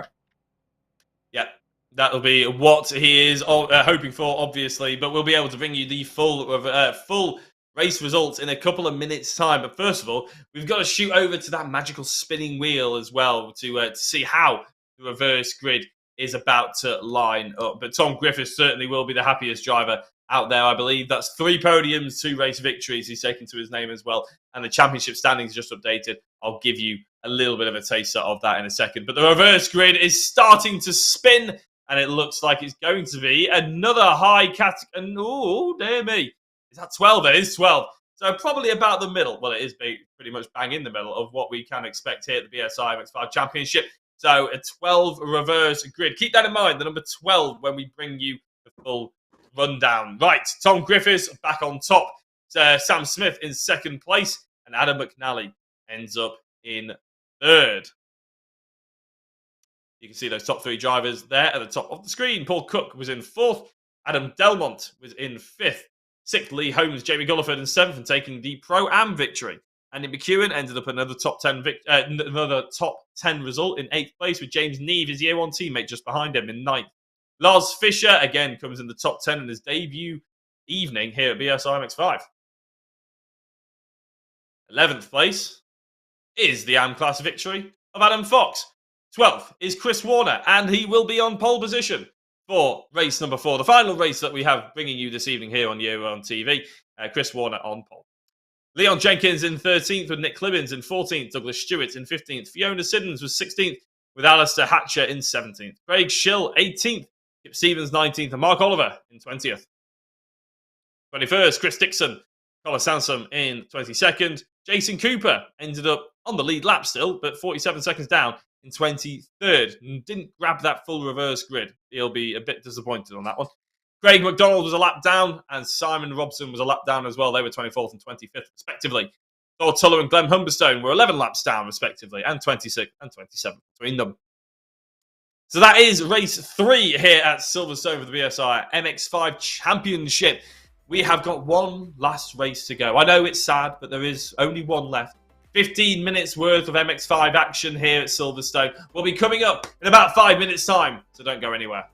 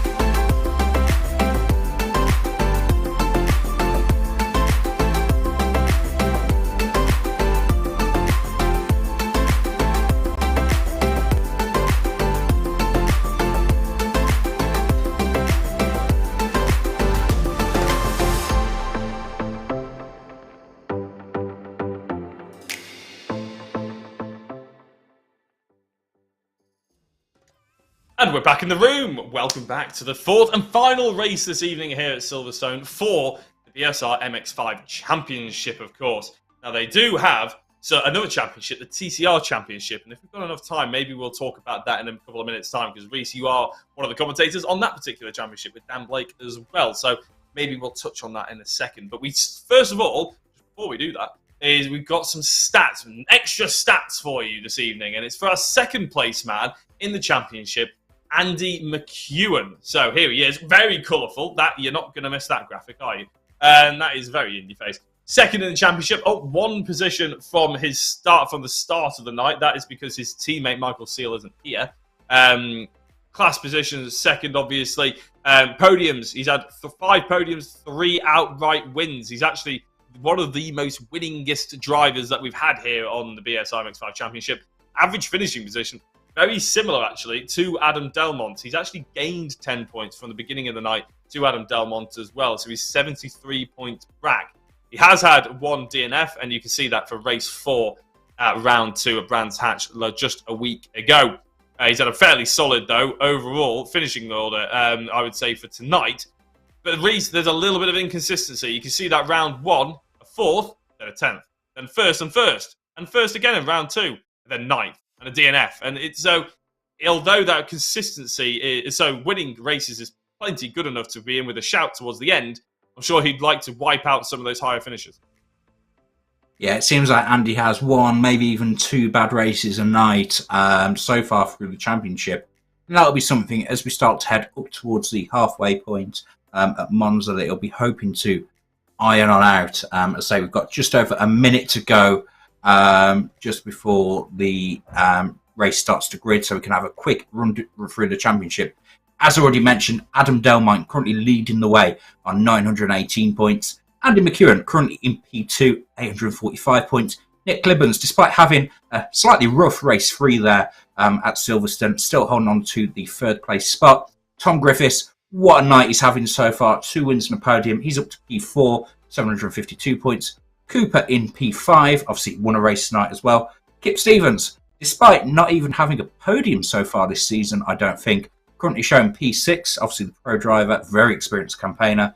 Adam Fox now showing P7 in AM. Adam, you are still an AM. I can see what you've put in the YouTube chat just that you are still an AM, although you're doing very, very well. Jamie Culliford, P8, also leading the pro AM category. Then you got McNally, currently in P9, tied on points with Paul Cook from Simtech Racing there as well. So that's your top 9 and a bit in the championship. Michael Seal, who was 3rd, is now currently in P11, which is just from not turning up from 1 night's worth of action. So you can see what a detrimental effect that's had for him. As we're heading to the final couple seconds of the practice, we'll be heading over to the grid. Jack, on the spot. Go on then, who's your pick for race 4?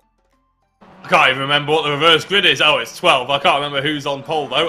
So we'll have to wait and see. I'll tell you what, I'll give you my prediction when the grid comes up on our screens now. But I have a feeling it's going to be very difficult. Obviously, Tom Griffiths, with that low reverse grid, is going to be one of the favourites as well. But here we go. Here is the grid. Chris Warner, I'm actually going to go for Lars Fischer, who is in 2nd place on the grid. I'm going to go for him as a maiden victory here on his maiden night of action. James Neve is in 3rd place. Andy McEwen in 4th. Jamie Gulliford in 5th. Lee Holmes is in 6th. 7th is Adam Delmont. 8th is Paul Cook. 9th is Adam McNally. And Sam Smith rounds out the top 10. Then you've got to go back to see Tom Griffiths and Leon Jenkins, which doesn't sound right because we had a top 12 reverse grid. And even it's... our producer Graham Sessford is saying that it's wrong on his end. It's not actually. This is the confirmed grid that I've got as well. So Chris Warner is definitely on pole position. Lars Fischer is definitely in 2nd place, and it's actually, I think, been a top 11 reverse grid instead of a 12. But we're going to roll with it because the lights are off. So let's get racing. James Neve going to try around the outside of Lars Fischer, who, as I said, is potentially one of the people to be looking out on, in my opinion. Andy McEwen up to 4th place as well. Chris Warner rounds out the rounds the 2nd corner in the lead with a fairly sizable margin. Lars Fischer going defensive. James Neve almost being overtaken by his teammate. Lee Holmes is up one position into 5th ahead of Jamie Gulliford, who currently sits in 6th place. Then you've got to look a little bit further back. 7th and 8th are the Excite drivers of Adam Delmont and Adam McNally. I'm sure will be working together to car through the Year 1 teammates just ahead of them and to catch up to that 5-star driver of the number 2 of Lars Fischer. Chris Warner with an absolutely mega start though. Fair play to him. We thought maybe he wouldn't quite get the start he was hoping for. Probably get swallowed up by the first couple of corners by the faster drivers behind him. But he's been brilliant so far on this opening lap. Hopefully that's not the commentator's curse as they go towards the club chicane. No, and say a very clean, probably the cleanest start we've had all night, as we can see on the Year 1 cars there defending. So that's Andy McEwen defending against Lee Holmes there into Vale at the end of lap 1. Ooh, a little bit of a wobble, saw some tyre smoke kicking up there from Chris Warner. Say he's had a good start, but say it looks like Lars Fischer might very well be darting through to the leads if we start race 2. He's going to have the inside line in Abbey. It's a very fast corner. The cars tend to get quite sideways through there, but he's got clear, he's got through nice and safe. So Lars Fischer, his first race meeting of the BSR series, and as it gets to race 4, he's peaked at the end, and as I say, he's currently leading the way. It sounds like there's a car off. Is that an 88 tech car off there? Yes, Lee Holmes tumbling down the order there. Looks like there's been an incident. You've got the, I think, is that, who's that pointing the wrong way? I think it's one of the any style painted cars of Year 1 there, off with him too. Might be Colin Sampson that was off with him as well. But yeah, unfortunately, Lee Holmes, despite being in a strong position in the top 5, he's had an issue there heading through towards Village. So unfortunately, out of a race. As Chris Warner goes back past Lars Fischer, we've seen a lot of slipstream in action. We've seen a lot of overtaking in Stowe tonight, and it looks like race 4 is going to be no exception to that. Fischer was leading the way. He's now to defend from James Neve into Vale, so he could go from 1st to 3rd in the case of 2 corners, but he just holds on. And as I say, we've got Chris Warner, carbon copy of the end of lap 1, leading the way across the start-finish line. And as well, something that Lars Fischer might not know being new to the series, and if you watch at home, you might not know too, but you do get a point for leading a lap here in BSR, which obviously Fischer, even though he took the lead there on lap 2, he did hold it back across the line, so he won't get the point just yet. As he's going up the inside into Village, looks like it's just half a car length ahead. He gets through. Chris Warner gives him plenty of space just there. But of course, Chris Warner's now going to have a draft on the run down to Stowe. So that might have even been tactical. He might have been letting him go to get him back at a later point. James Neve in 3rd, and then Andy McEwen in P4 with Adam Delmont up to P5 now. And James Gulliford leading the way in our Pro-Am category, Jack. Yeah, we've got to look a long way back before you actually start seeing any AM categories, but you don't have to look a long way back before you start seeing teammates fighting over each other. And that is, of course, Andy McEwen going past on James Neve. Oh, it doesn't look like it was a particularly hard battle, but Andy is having to defend going into the chicane, so there are definitely not any team orders. He opens the door back up, but I think actually Neve is more concerned with Adam Delmont just behind him. And then, of course, the Year 1 teammate in the Pro-Am category of Jamie Gulliford. So Gulliford separating the Excite drivers at the moment. That will certainly help the likes of Neve and McEwen gain a little bit of confidence that they can go forward before having to worry too much about looking behind them. Fischer not quite pulled away for the time being. Maybe Warner will enjoy that slipstream. Maybe that'll keep him in contention for a lap or two. I'm sure McEwen will probably be hoping that that's the case, because the last thing he wants is to see a 5-star car disappear up the road. So used to seeing Jason Cooper do that so far this evening, especially in race 2. I'm sure he won't want to see his teammate Lars Fischer go for it as well. Speaking of Jason Cooper, where is he? All the way down in... I can't actually find him. Where is Jason Cooper? There he is. Oh, he's in 11th place. Yeah, so Jason Cooper, not the best race 3 so far. Not the ideal race 4 either. Is there a race leading move change there right at the front of the order? I thought, yeah, there it is. Chris Warner going ahead of Lars Fischer. I said that the slipstream well, potentially meant that Fischer couldn't get away. Well, he certainly hasn't gotten away, because he's dropped down to 2nd again. And McEwen is crawling all over the back of Lars, almost trying to get him hook, line and sinker for Fischer there as well. Not quite happening just yet. No, and it's looking very easy to overtake here in race 4 for the guys at the front of the field. And you've got to think, you know what? If it's getting down to the final lap, you've got a big old conga line of cars. I think you're going to want to be 2nd in line. I don't think you want to be leading as we get the white flag. As you see Andy McEwen all over the back of Lars Fischer now, trying to get that all-important P2, as I think it might be. He's looking to the outside of Village. He'll brake late. He's right on the outside curb. Fischer just about gives him enough space. Almost looked like he was going to drift away from the apex there. But no, he's kept it all in line. And say, you've got the 3 cars jumping across in this international loop that we're running tonight. And I say, car number 4 chasing the car number 2. This is letting Chris Warner just get away a little bit, so he might actually lead 2 laps in a row just here. But yeah, you've got a big old conga line. You've got pretty much our entire top 10 cars all currently in this one big mega pack, as I'm going to term it.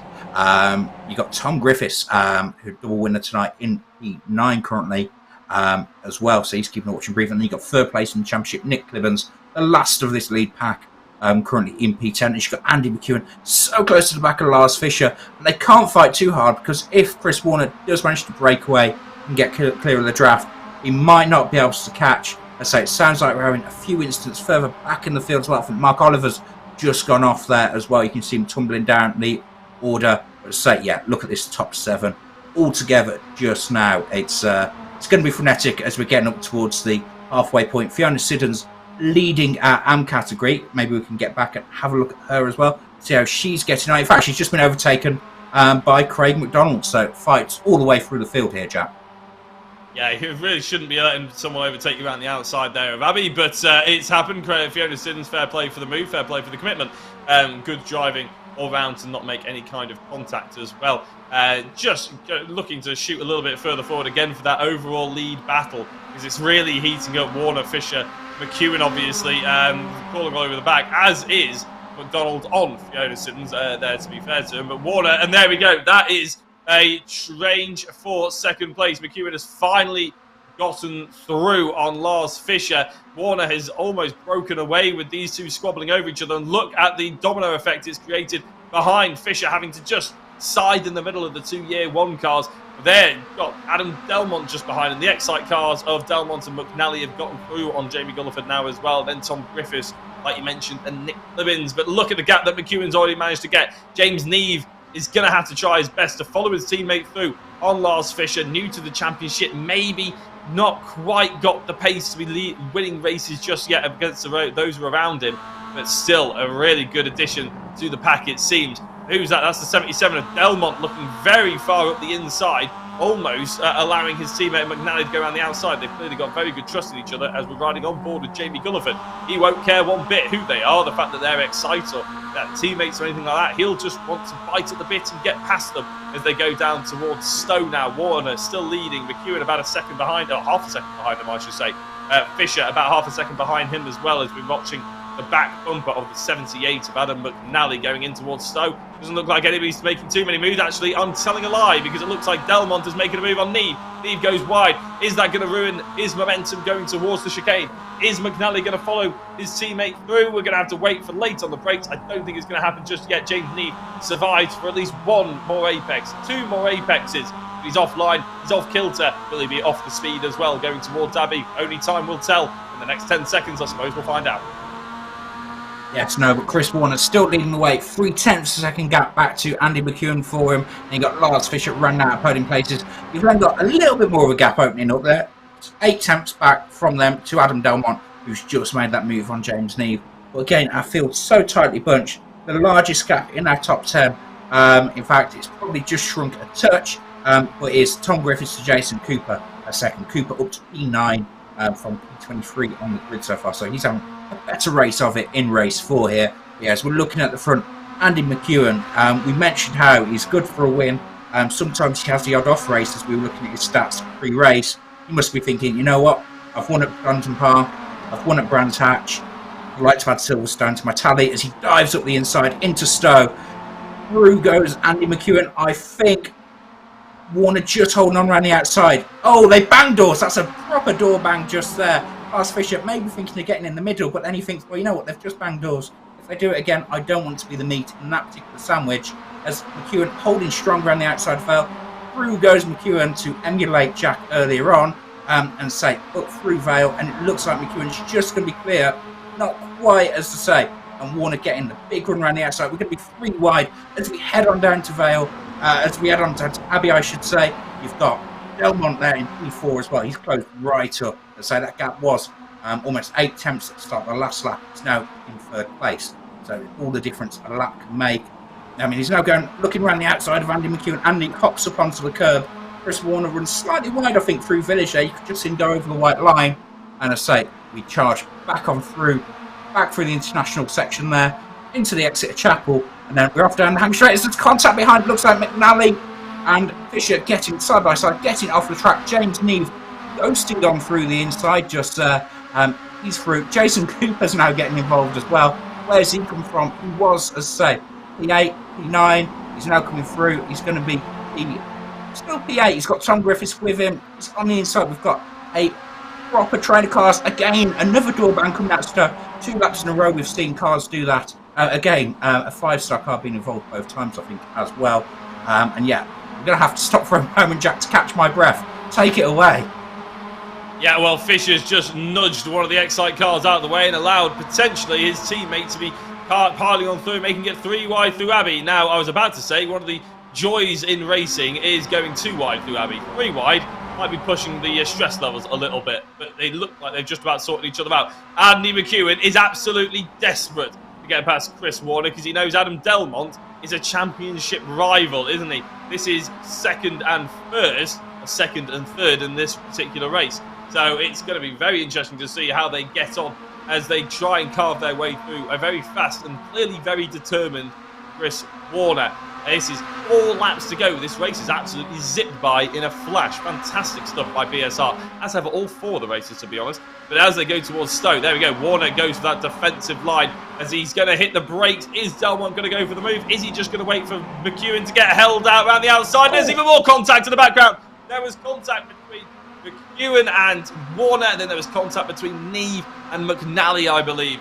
Sorry, not McNally, Delmont, of course. Delmont now falling down the order. He'll be very disappointed with that. Big news, though, in the championship, of course, because Adam Delmont, leader of the championship. Warner's still going to hold on to that first place. McEwen looking on the inside, going through the fast right-hander onto the pit straight. Then another Excite car has joined them. In fact, 2 of them. But his teammate from Adam Delmont's teammate, Adam McNally, is now in third. With Tom Griffiths, double race victor here at Silverstone. And McNally goes through on McEwen. McNally has made his way through. He did what Delmont couldn't do for a couple of laps, and that's get himself into second place. Chris Warner's probably licking his lips looking in the background as Jason Cooper tries the move on Tom Griffiths. This is culminating into a fast, frantic final 2 laps of this race, and it's really culminating everything we've seen so far here at Silverstone into one crescendo of a finale. Fantastic stuff that we've seen here with the BSR MX5 Championship, and it's only going to get better because here comes champion Jason Cooper on Tom Griffiths. The driver who's dominated here at Silverstone is about to be overtaken by Jason Cooper. It's somewhat of a recovery drive so far since his race 3 didn't quite go so well. He's had a little bit of a contact there with Griffiths, but look at the front 3 as well. Somehow Chris Warner is still leading this race with McNally in second place, trying to crowbar a way open on the inside going into the chicane. That's allowed McEwen to brake late around the outside and throws his MX5 through and into second place. So it's again Warner from McNally. Now, sorry, Warner from McEwen, then McNally. I'm getting all my Max mixed up. It's a good race for 4th place though, Reese. We don't know where to look. 2 laps to go. The fight for 1st and the fight for 4th. This is going to go anybody's way. It's actually the final lap, Jack. Say, blink and you'll miss it. Indeed. Oh, look at that. I think that's Jason Cooper getting all manner of sideways there behind Tom Griffiths. It's a fight for 4. You've got a bit of separation. Cooper's going around the outside. We're going to have a great fight on the run down to Stowe Corner, though. You've got Warner, who is seen off all comers so far. He's got Andy McEwen in P2. Is this the pound seat? I think everyone who's been in second place, apart from Jason Cooper in race 2, has won so far tonight. So we've had some last lap moves. McEwen looks to the outside. Is he going to go all the way around the outside of Stowe? Oh, not quite. This one gets clear just to let McEwen get him on the cutback. It's all going to come down to the final 2 corners here in race 4. Looks like Chris Warner might just have enough for gap. McEwen goes wide. He brakes late. He's around the outside. They touch doors. And it looks like Chris Warner, as long as he gets his traction down, is going to win. He's going to be our 3rd victor of the evening. Chris Warner wins race 4 here in the BSR MX5 series. Andy McEwen finishes P2 just ahead of Adam McNally. Lars Fisher sees out his teammate, comes P4. Jason Cooper on recovery comes P5 with Jamie Gulliford winning P6 just there. What a night of action we've had, Jack. I'm going to go for a lie down in a dark room after this, I think, because it's been a fantastic, fantastic race. I can hear the drivers giving congratulations to each other. Leon Jenkins coming home on his debut race, meeting, I should say, and winning the AM category here in race 4 as well, breaking Adam Fox's dominance so far tonight. So what a wonderful, wonderful night's worth of racing we've had, Jack. Time to catch our breath from here. You saying you want a nice lie down after that one. I need a cold shower. I think it's not just because of the heat either. That was very, very intense, shall we say. It was brilliant, though. I can't wait for next week, obviously. Silverstone hasn't disappointed here in the MX5 Championship. This is pretty much a British championship. And the fact we go to Monza next week, obviously, we're not really going to Monza, so it doesn't mean as much. But that first corner... Goodness me, I can't wait for it. Not just the first corner on the first lap. The first corner on every single lap. That's going to be quite sensational. Can't wait for it. We're just waiting for the last couple of drivers to be able to cross the finish line. Obviously, there is no reverse grid to bring you. That was the last, unfortunately, was the last race of the evening.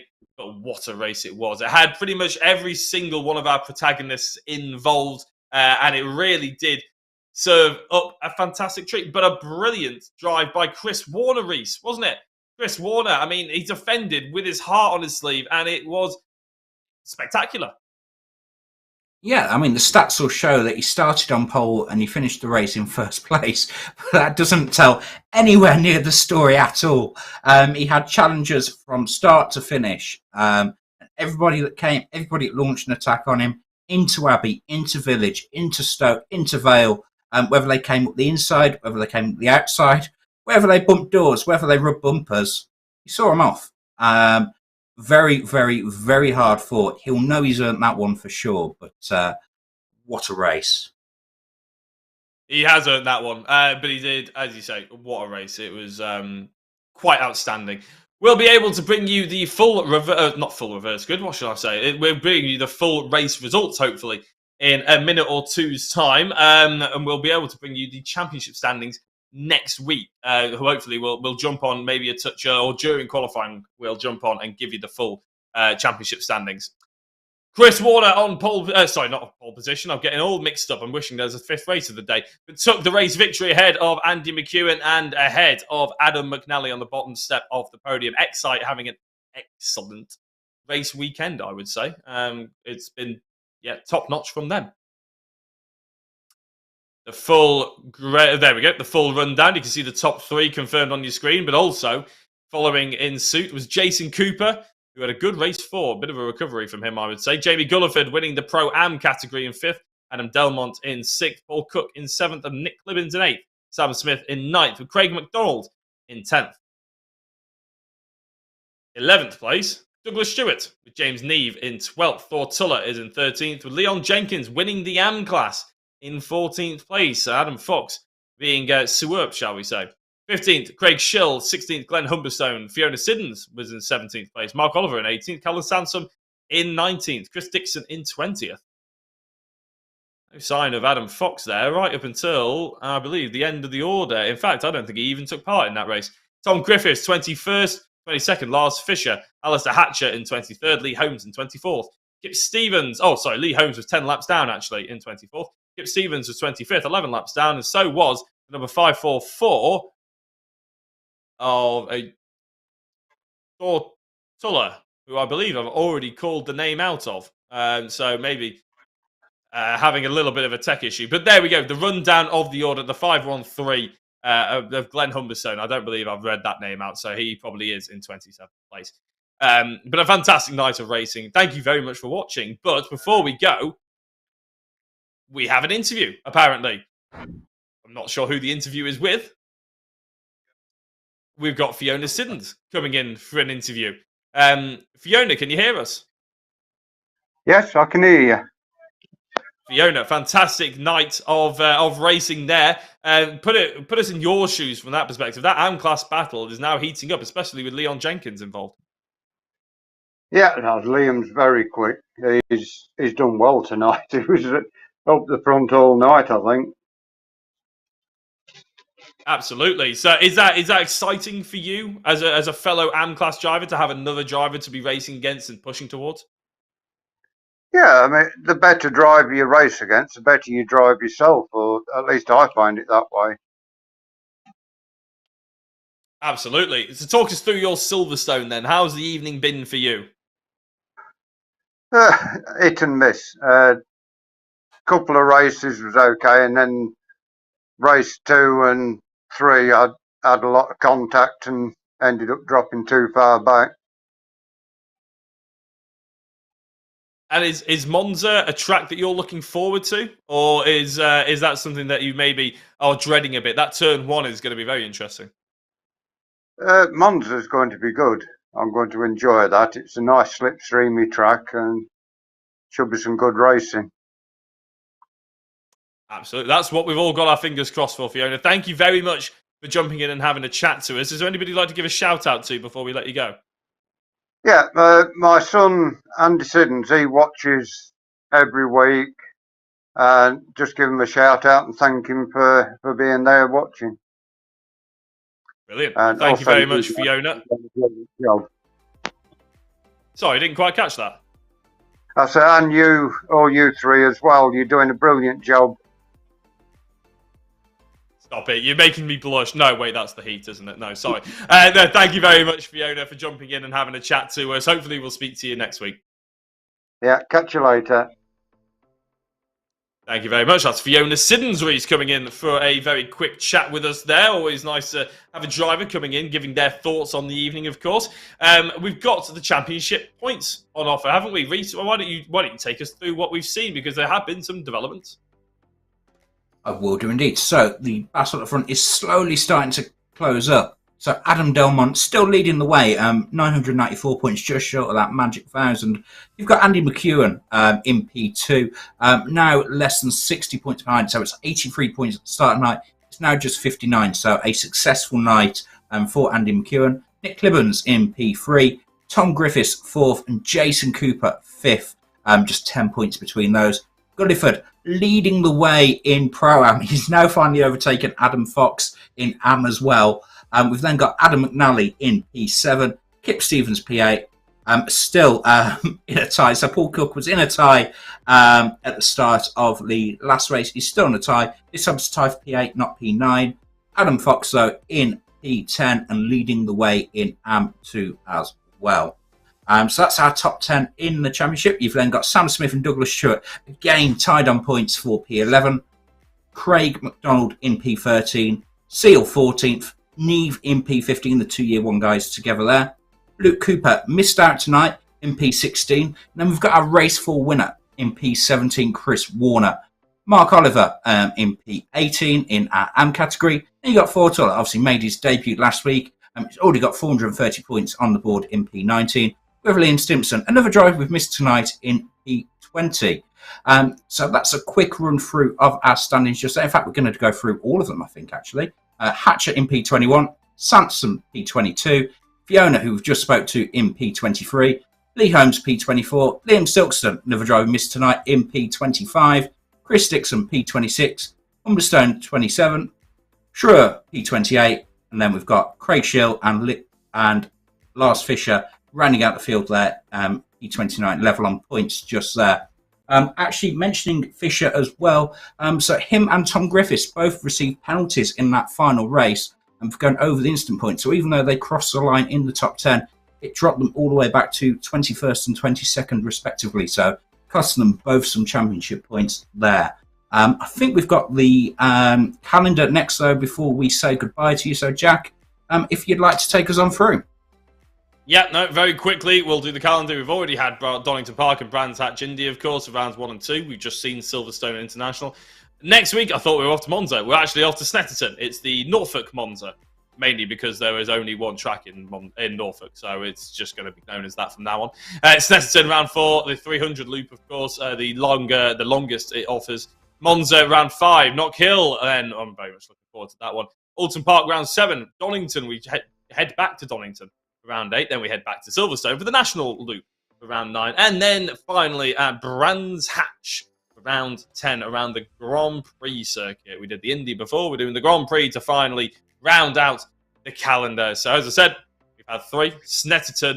Snetterton next race, next week, of course. So you want to be tuning in for that one. Right, it's about that time that we say goodbye. Thank you very much for watching, everybody, whether you watched, subscribed, commented, liked the video, shared it with your friends, or whether you sat there silently judging our football team choice. It's been a pleasure to be your host for the evening, and well done to all of the drivers as well. Big thank you to my co-commentator, Rhys Saunders, for doing an absolutely brilliant job tonight alongside me, keeping me going after I'm getting heat stroke in this very stuffy office. And of course, Graham Sessford from Year One TV, bringing you all the fantastic graphics that hopefully you've been enjoying in not only the MX5 Championship, but the TCR on a Thursday night as well.